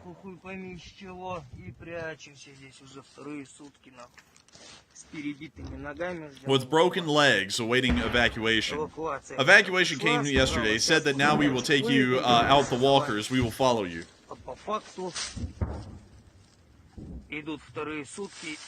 But in fact, the second day is coming. It's already lunchtime on the second day. We were effed up yesterday, the day before yesterday, it turns out, right? Yeah, the day before yesterday. We're lying with broken legs, waiting for evacuation. The same as with you. They F with you in the TV. They have a shell hunger.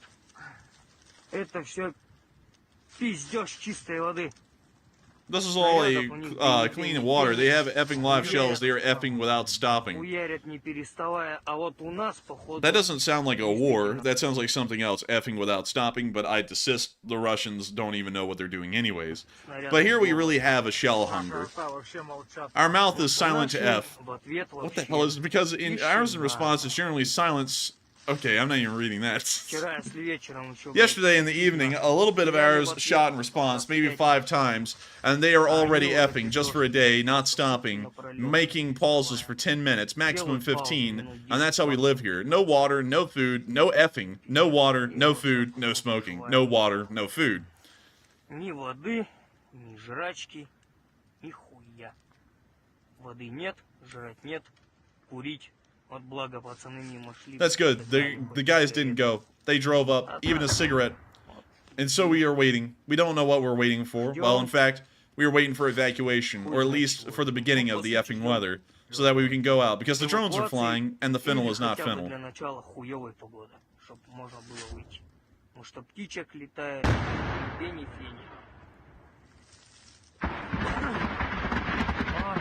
More cluster bombs.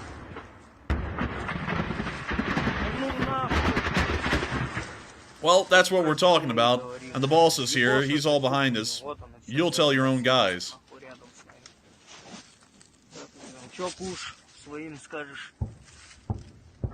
Пацаны, нахуй. Здесь нехуй делать, отвечаю. Бля, кто сюда рвался, кто там. Особенно кто из-за денег сюда идет. Нахуй вам это не надо. And that's the end of that clip, but once again proven that the Russians aren't cranky. They're taking high losses, attempting to take cranky, and the Ukrainians control cranky, and from what we understand, have also moved westwards and are threatening the Russian positions at Kazachi Lockery. Just to give you a little bit of a summary of how that front line is really looking at the moment based off of the news we're getting here. But with that, we are now moving on from that little bit of news and up into the north, in Kyiv, where we're going to go over the speech from President Volodymyr Zelensky here on day 739 of the war. And let me make sure that we can get the proper speech put out today, which it's this one right here. The proper speech, please. Without further ado, Bliet, here is the speech from President Zelensky.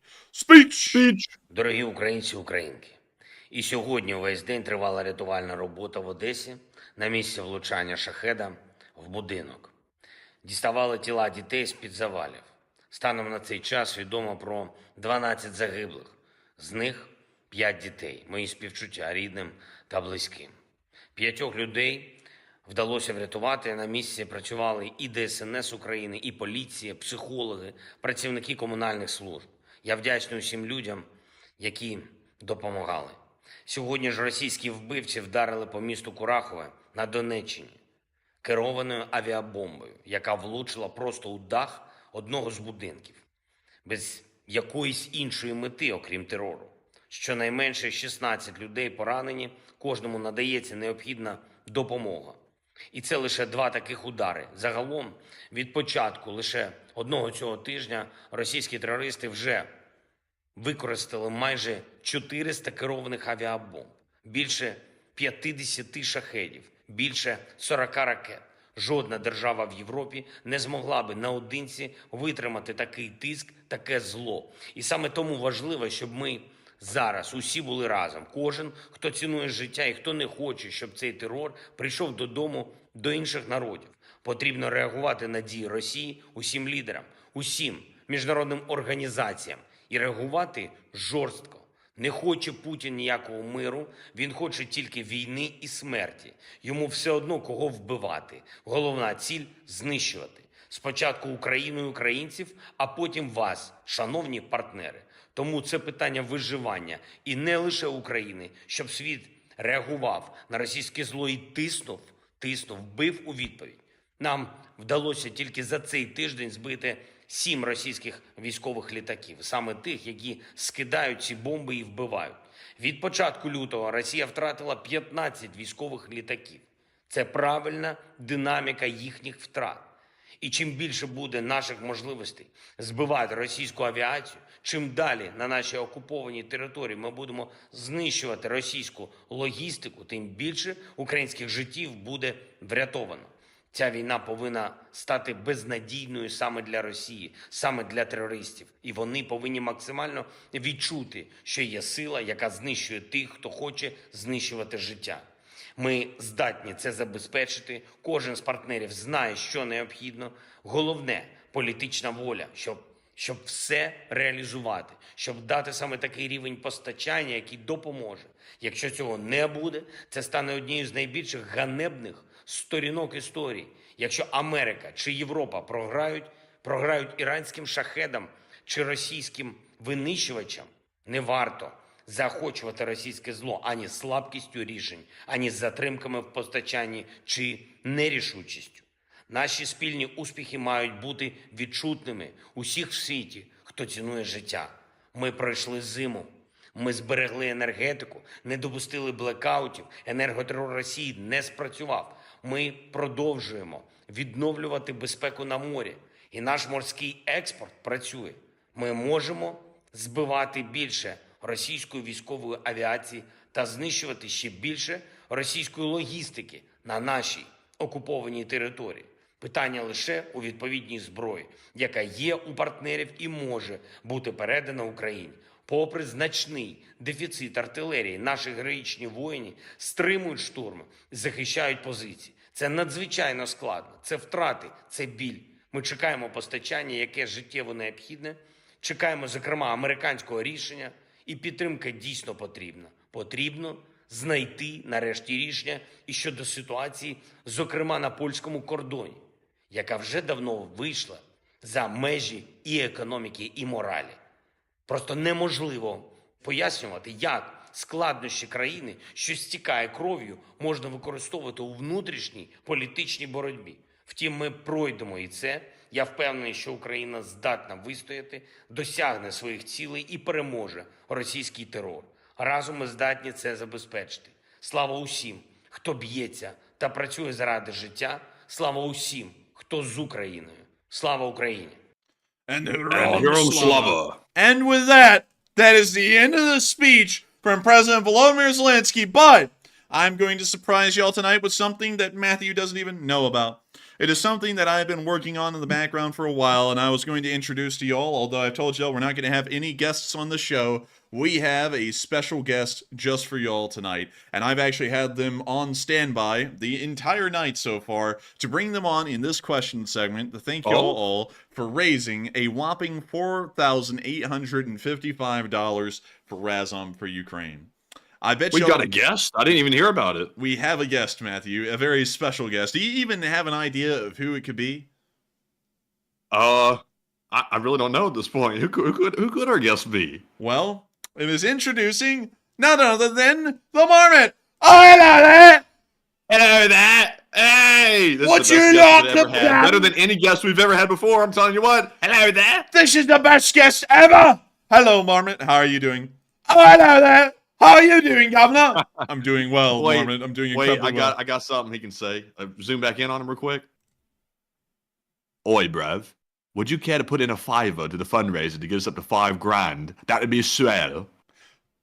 That would be swell, Governor. Aw, man. I just want to look like a Ukraine war supporter, but really I'm not. I'm just a LARPer, and not only that, I'm a shill for the Russians secretly. A real LSA member would give $5 to the fundraiser and get it above $5,000. But nevertheless, I love it, man. If y'all want, I don't want a hot dog, mate. Get away from me fur. Oi!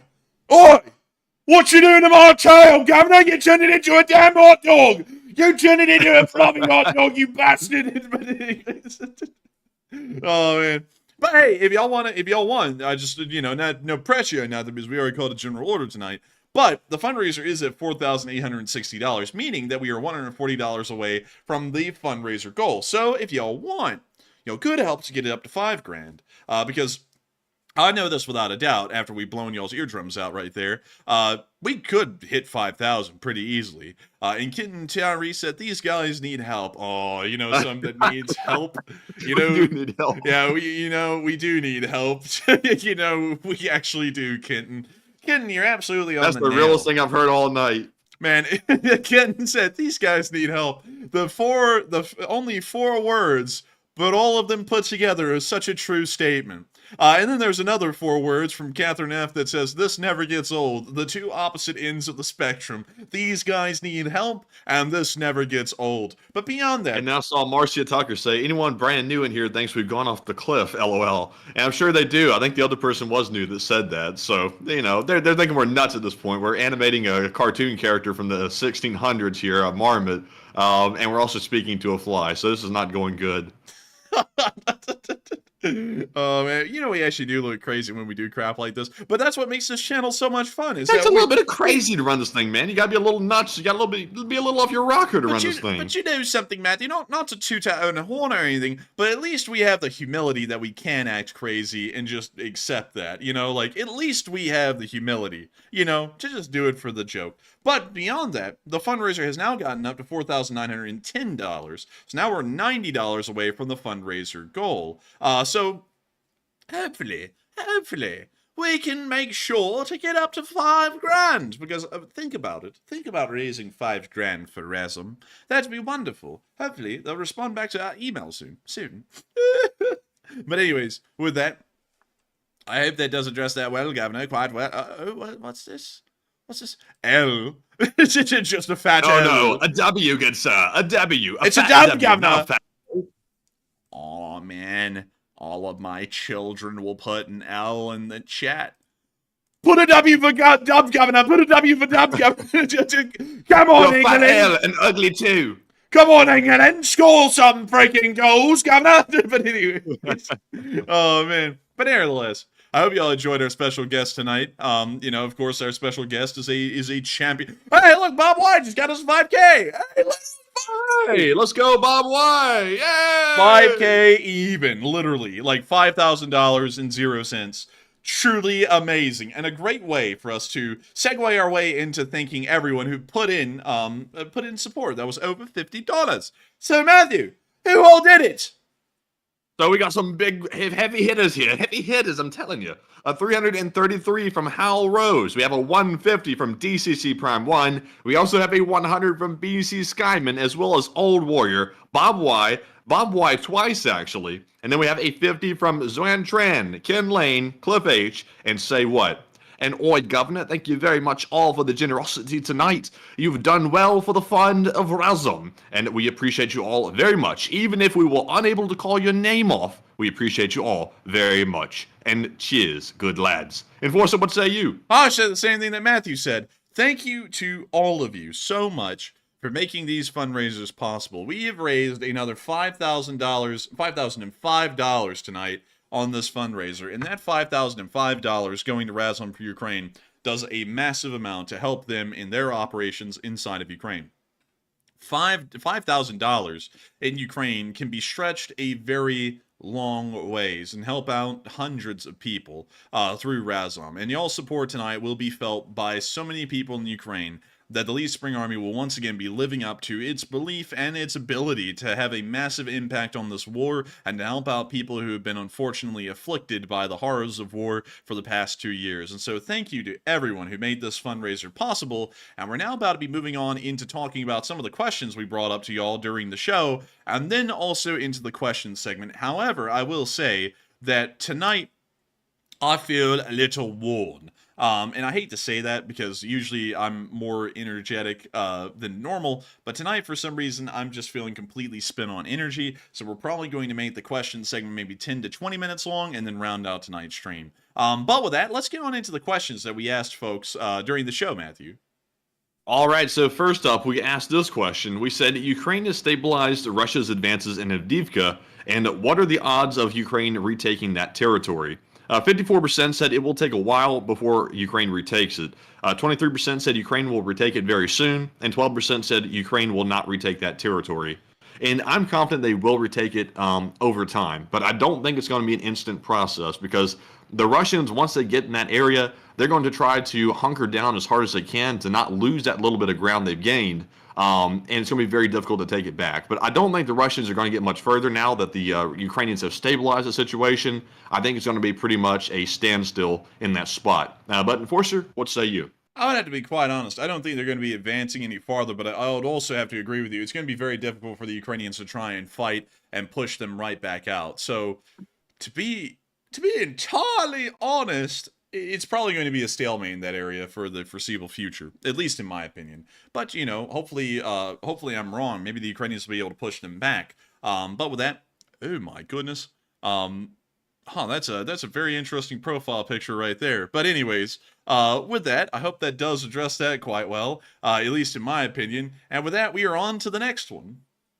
All right, and up next we have a poll question that says, Russia has intercepted audio of the German military leaders discussing Ukrainian strategy, and what are your thoughts? 48% said Germany has slipped up big league, 23% said, and happens occasionally, 16% said Germany is fine, the recording is fake, and 13% said unsure. And this is a big slip up right here because I'm shocked that Russia was able to intercept those communications of the German military. And of all things, they were discussing the Taurus missile deliveries potentially happening in the future to Ukraine and how they plan on supporting Ukraine in using those missiles. So a lot of operational security issues there that are being leaked. And that's probably not the first one that Russia's intercepted. That's actually one they've released to the public. So Germany needs to shore up their communications because that could lead to Ukrainians losing their lives because of that little slip up there. But Enforcer, what say you? I would have to say that Germany done pulled a goof.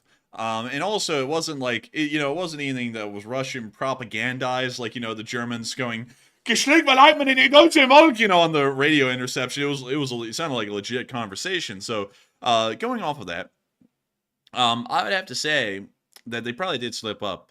Unfortunate to hear that, but hopefully they'll be able to tighten up their security in the future and avoid such things happening again in the future. But with that, I hope that does address that quite well indeed.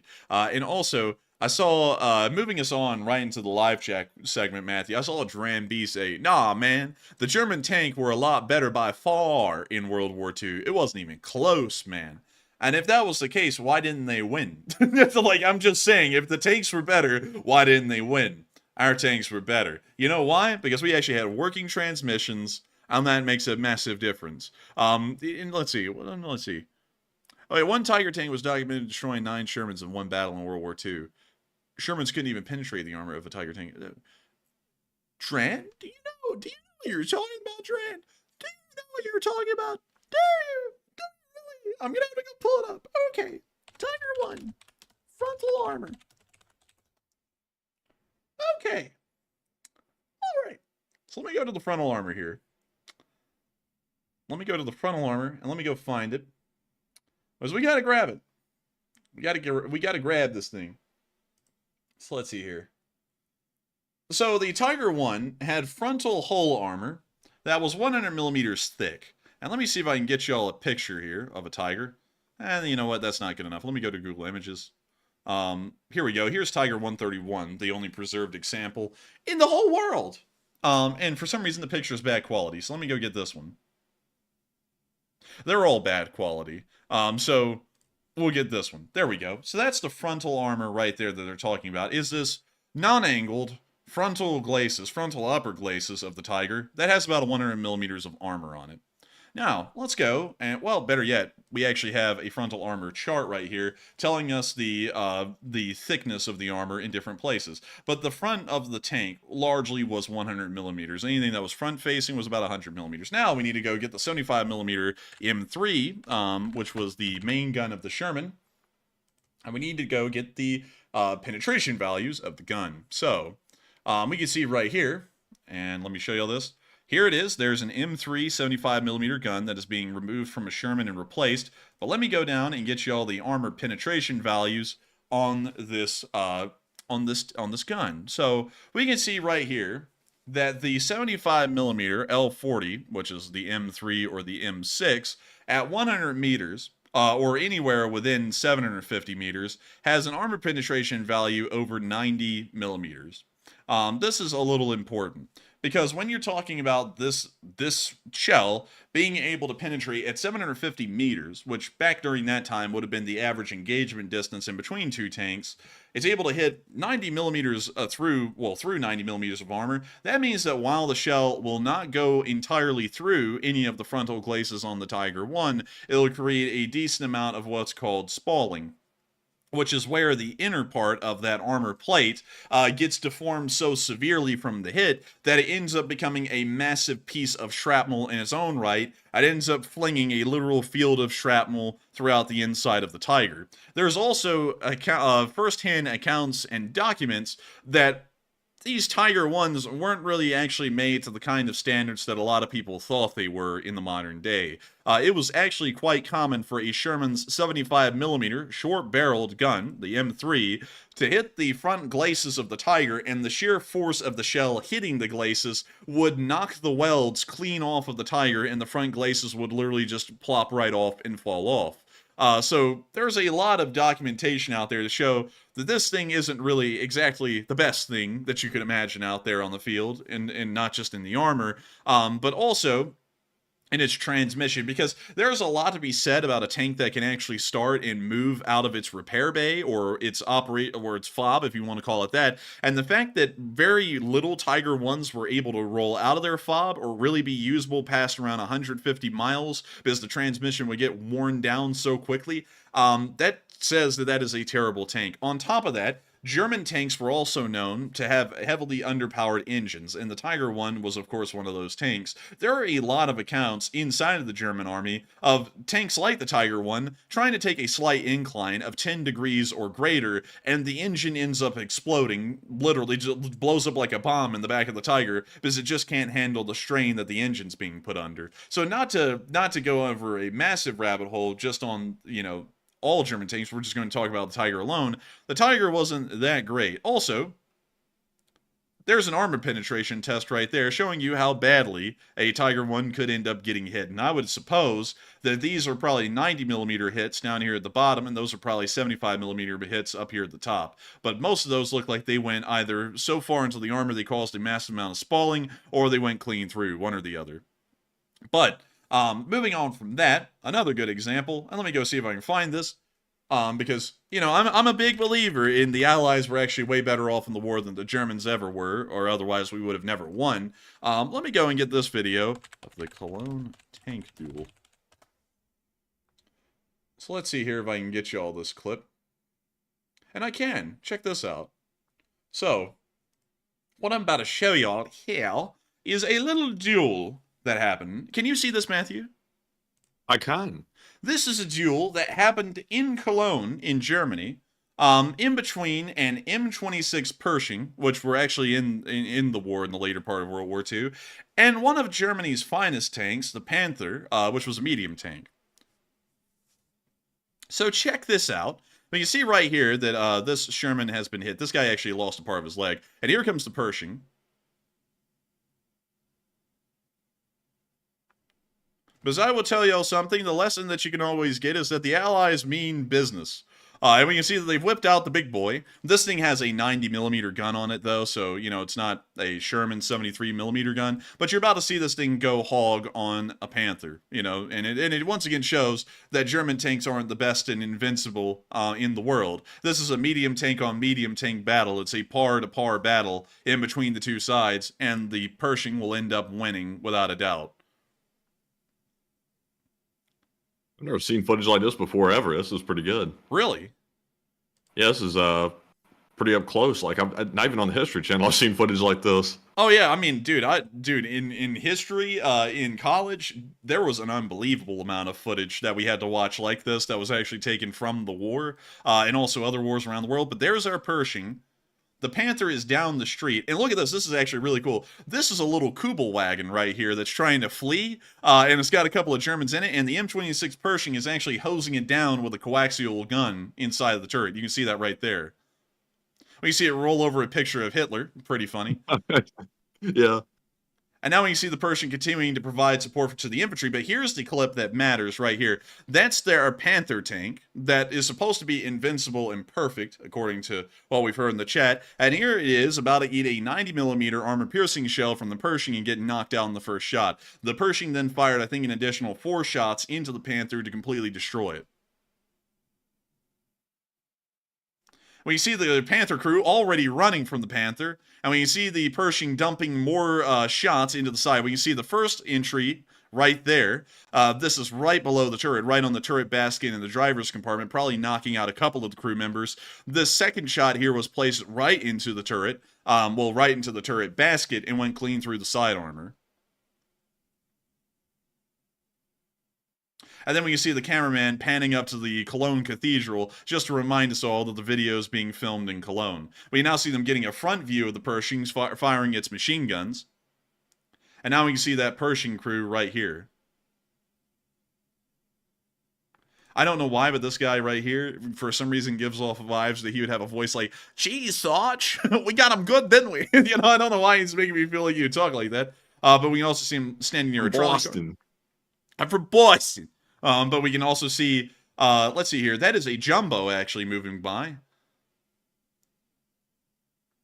Man, Americans always being Americans. That guy saw somebody new. He's like, "Hey, what's up, Joey?" Look at him. And also, Heather Fitzgibbon and LSA said, "You missed the dawn of the History Channel," and they called it the Hitler Channel because they showed so much World War II footage.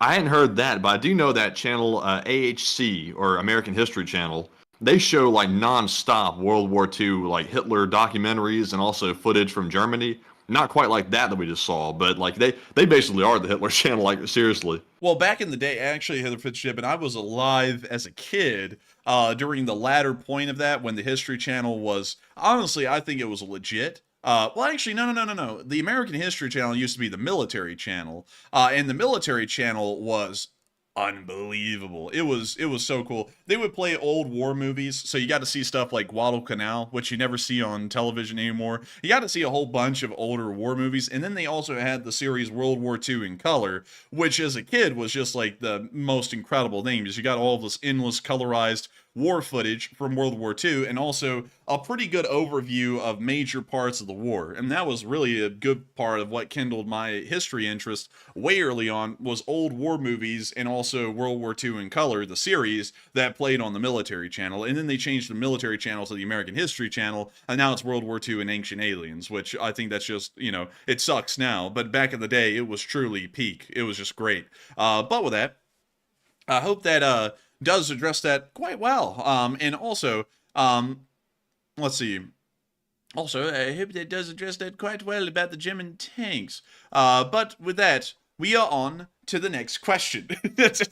All right, so we are now jumping into our Morse code decoders of the stream, and tonight we had the entire roster: Cliff Simonson, Mark Hodges, Earl Bernuga, Paul Schultz, Kevin J, Rumpelstiltskin, Toxic Bananas, Tightlines LSO, and also David Millsaps. And they said the LSA Signal Corps reports tonight's Morse dispatch is, "Oh no, now Russia has to deal with a full-blown rebellion in southern Russia, and long live the LSA." And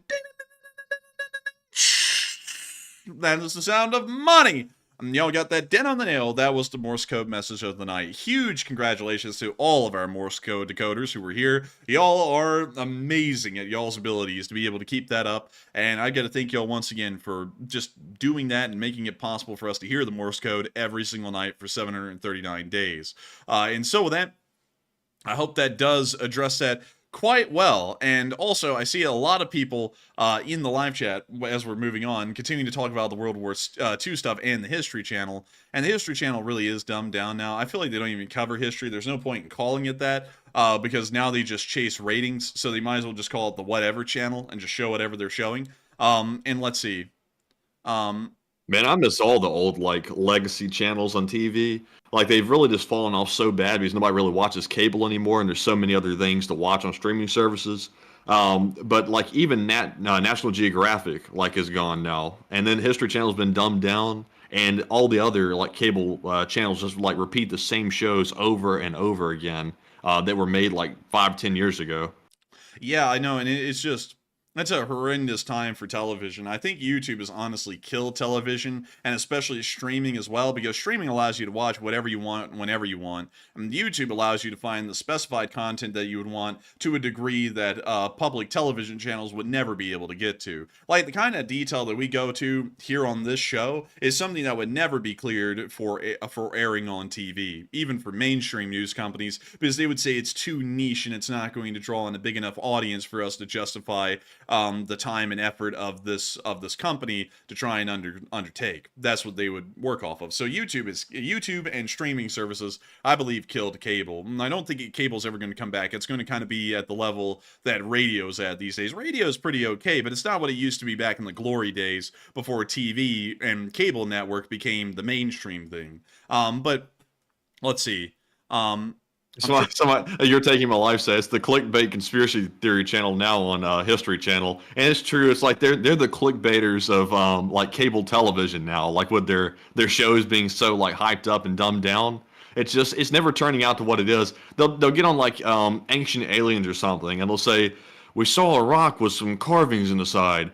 Could it be aliens out in the sky?" And then they jump to commercials, and you watch 5 minutes of that, and then they come back and they don't tell you anything new, and then the show ends. No. Better yet, Matthew, they go, "We went to Ukraine, and down in the bottom of the Dnipro River, there was a hook made out of iron. It's just existence of aliens in 10,000 BC." And then they cut to a commercial break, and then they come back and they go, "Scientists discovered that there was an orb of energy within the Transylvanian area of Romania. Could this really be the sign that we're looking for?" And then they cut to a commercial break, and then they come back, and they never leave you with an answer on the last thing. It's just one episode of multiple different things that never come to a real conclusion.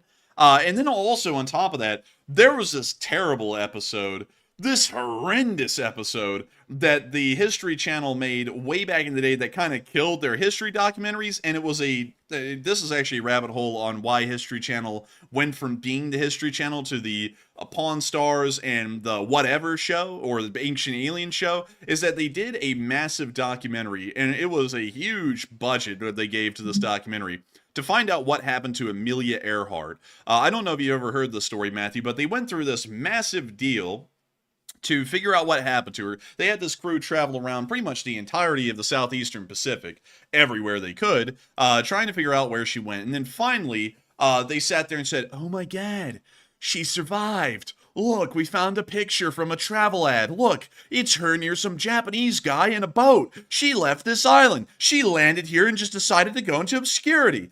And then literally within 10 hours after that documentary came out, someone, I think it was on 4chan or Reddit, I don't know which it was, and they sat there and said they just lied about the ending to this whole thing, because I actually have that picture right here, and it's part of a travel brochure from like 1936, before she even disappeared. It was some time frame before she'd even disappeared, and the whole entire documentary was a lie. And then that went viral, and a whole bunch of national news companies covered that the entire documentary was a farce, and there was no real proof to anything they said, and they had lied about the ending to the show.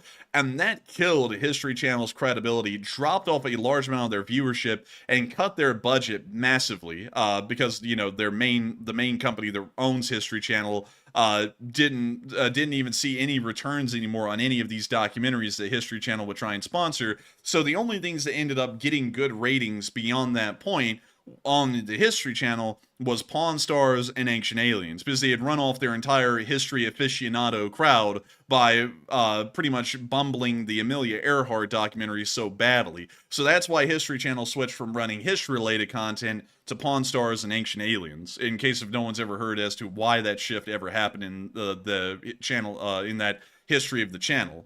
But I hope that does address that. You want to know something weird, though, is like the History Channel, from what I can gather just by glancing at the history of it, the History Channel is apparently owned by A&E Networks, and A&E Networks is apparently owned by Disney.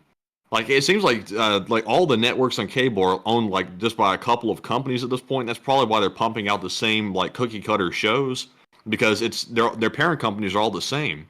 And also, the parent companies have no creativity anymore. Like, you know, if y'all have ever looked at Disney lately, look at the crap they put out, especially under their last CEO. What was it?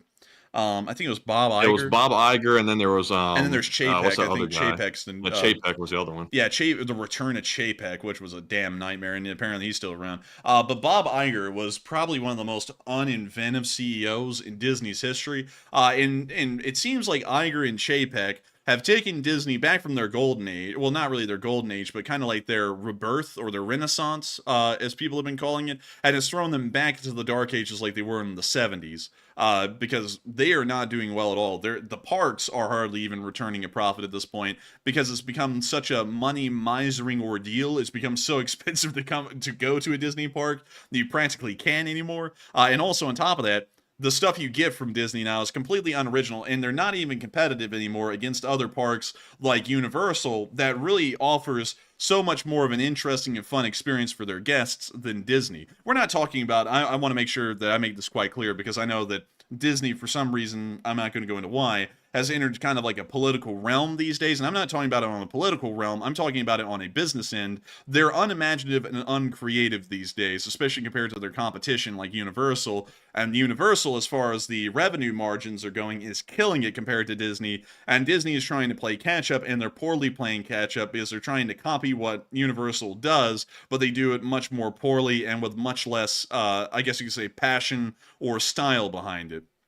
Kind of like one of the biggest mess ups. Let me see if I can find Disney. Here we go. Here's Disney World. So there's Magic Kingdom. We want to find, let's see here. It's not Epcot. It's Hollywood Studios. Here we go. So many of y'all know about the Rise of Resistance Park, which is brand new, and it was one of Disney's biggest and most expensive projects. The reason why it's failed is because there's only really one ride. It's the Smuggler's Run ride that is actually bringing any kind of guests to this section of the park for the amount of cost it took. And I believe this section of the park cost around $600 million, the price of a Moskva-class cruiser. And out of all of it, they only have one ride that people really want to go on. They also tried, from what I've heard, because I've done a lot of, sleuthing and stuff, because this is an interesting thing to me, is how theme parks run and how they turn a profit to be able to do what they do. But one of the most interesting things is that they tried to come up with a drink that was similar to Universal Studios. Now, I know nothing about Harry Potter, but apparently there's this thing in Harry Potter called butterbeer, and Universal Studios made a real-life version of butterbeer for their parks to sell. It's kind of like a soda, pretty much. But the soda is loved by everyone, and even to this day, over a decade after their park opened, the Harry Potter part of their park, it still has a line to get butterbeer. So Disney tried to imitate that by creating a thing called Blue Milk, which is apparently from the Star Wars world, but nobody really wanted to drink it, and it's not appetizing in real life. It tastes like garbage.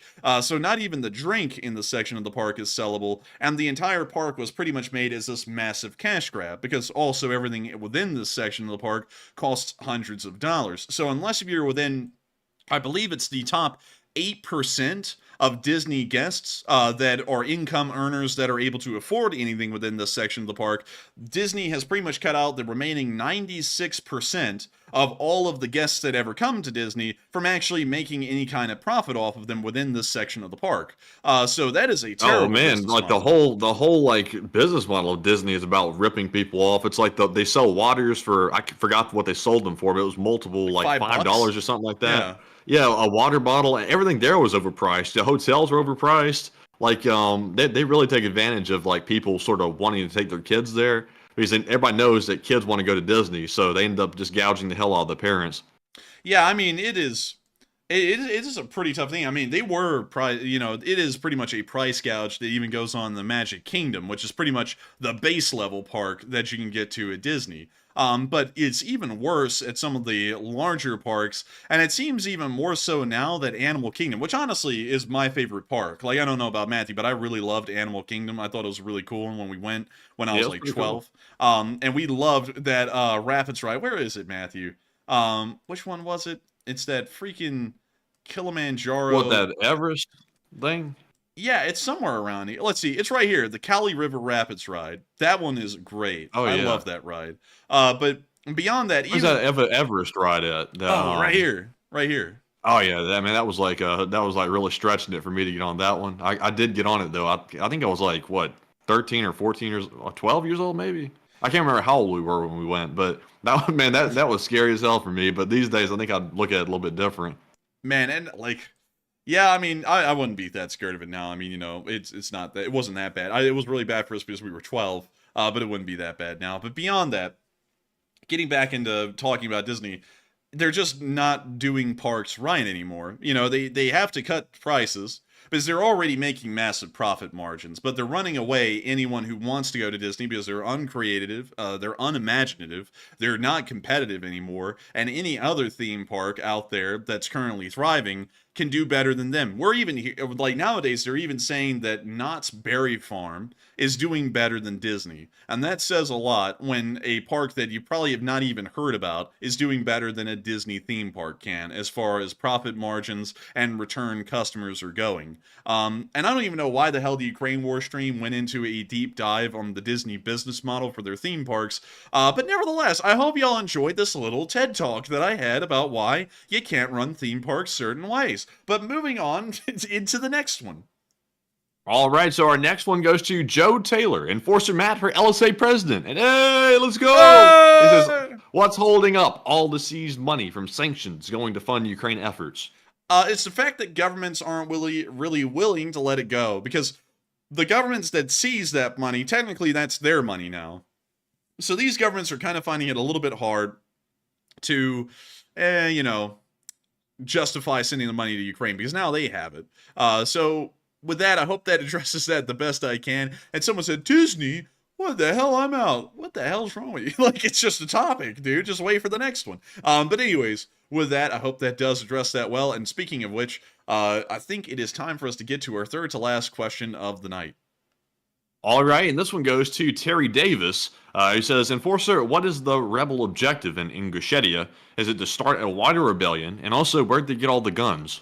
From what I understand, they probably got the guns through illegal means or by covert means of the Ukrainian military trying to smuggle the weapons into Ingushetia through any means. That could come from really any direction, and there's not a single one that I could prioritize. But it appears that the goal of the Ingushetian Liberation Army is to liberate the Ingushetia Autonomous Republic from the rest of the Russian Federation. I have a feeling that they also probably have a secondary goal of spreading their revolutionary fervor to the rest of the Caucasus Mountain region, but their primary goal is the liberation of Ingushetia.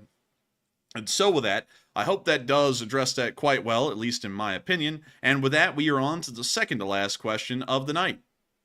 And this one goes to Ed, who says, what do you guys think about the FSB fighting a war? And I don't think they'd be happy, and I think this could be the end of the beginning for Putin.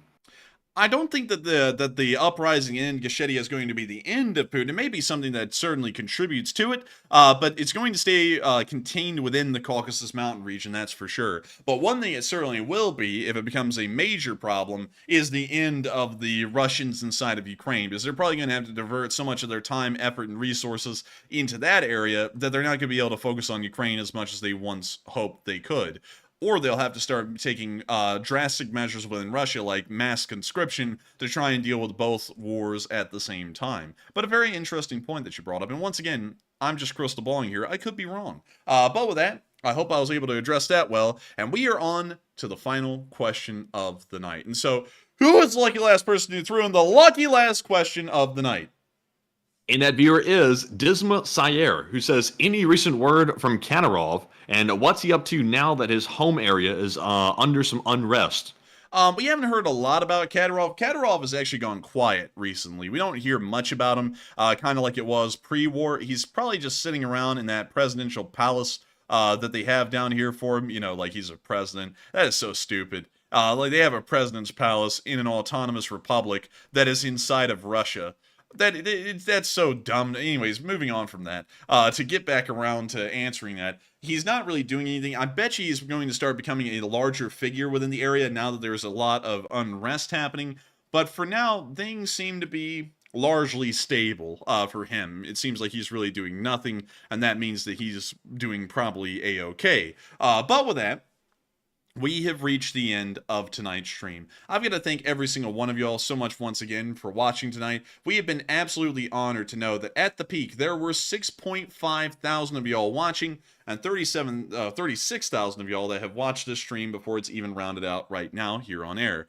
We are entirely honored to be able to run this stream for y'all 6 days a week at the same time every night, reporting the past 24 hours of the news of what's been going on in Ukraine. If y'all have enjoyed and you're new to this channel, and there's a good chance that you may be, make sure to subscribe. right now, you would join an army of 164,134 subscribers that all watch this channel and all carry on the goals and the ambitions of the Lee Spring Army and the Enforcer channel. If y'all join, if y'all subscribe, y'all will hopefully be notified, because we can't always guarantee that, but hopefully y'all be notified when we run these streams 6 days a week at 10 p.m. Eastern Time, covering the news of the war in Ukraine in picture and video evidence. You can also count on us almost every single day to be able to put out a short war summary. Some of y'all may have noticed that we didn't put one out today, and that's because at that time of day, nothing major had really happened yet. In the ongoing news of the armed uprising was something we were going to be saving for the nightly stream. But almost every day,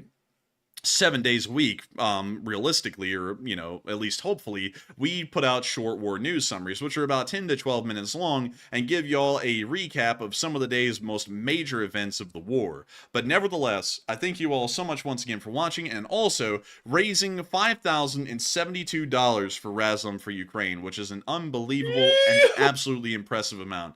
Every single one of y'all made that possible, and if it wasn't for each and every one of y'all, we wouldn't be able to continue to make an impact and help out inside of Ukraine. And so with that, it is time for us to end. Thank you all so much once again for watching, and I will see you all on Tuesday at 10 p.m. Eastern Time to cover the next 48 hours of the news of the war in Ukraine. Good night, good luck, stay safe, take care, Slava Ukraini, and long live the Lee Spring Army. The Lee Spring Army will never die. And good night, folks. And it's truly special what we have here to be able to raise $5,000 almost every single Sunday for Ukraine. And a huge shout out to all of you for that as well. And thank you all for another great fundraiser stream. Slava Ukraine, Herom Slava, and we'll see you all on Tuesday night. And good night.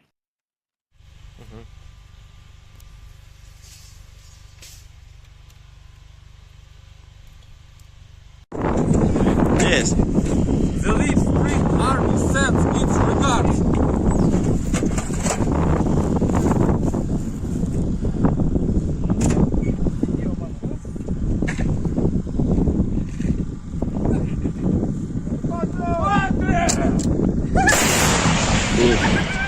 Русский военный корабль. Предлагаю сложить оружие и сдаться. Русский военный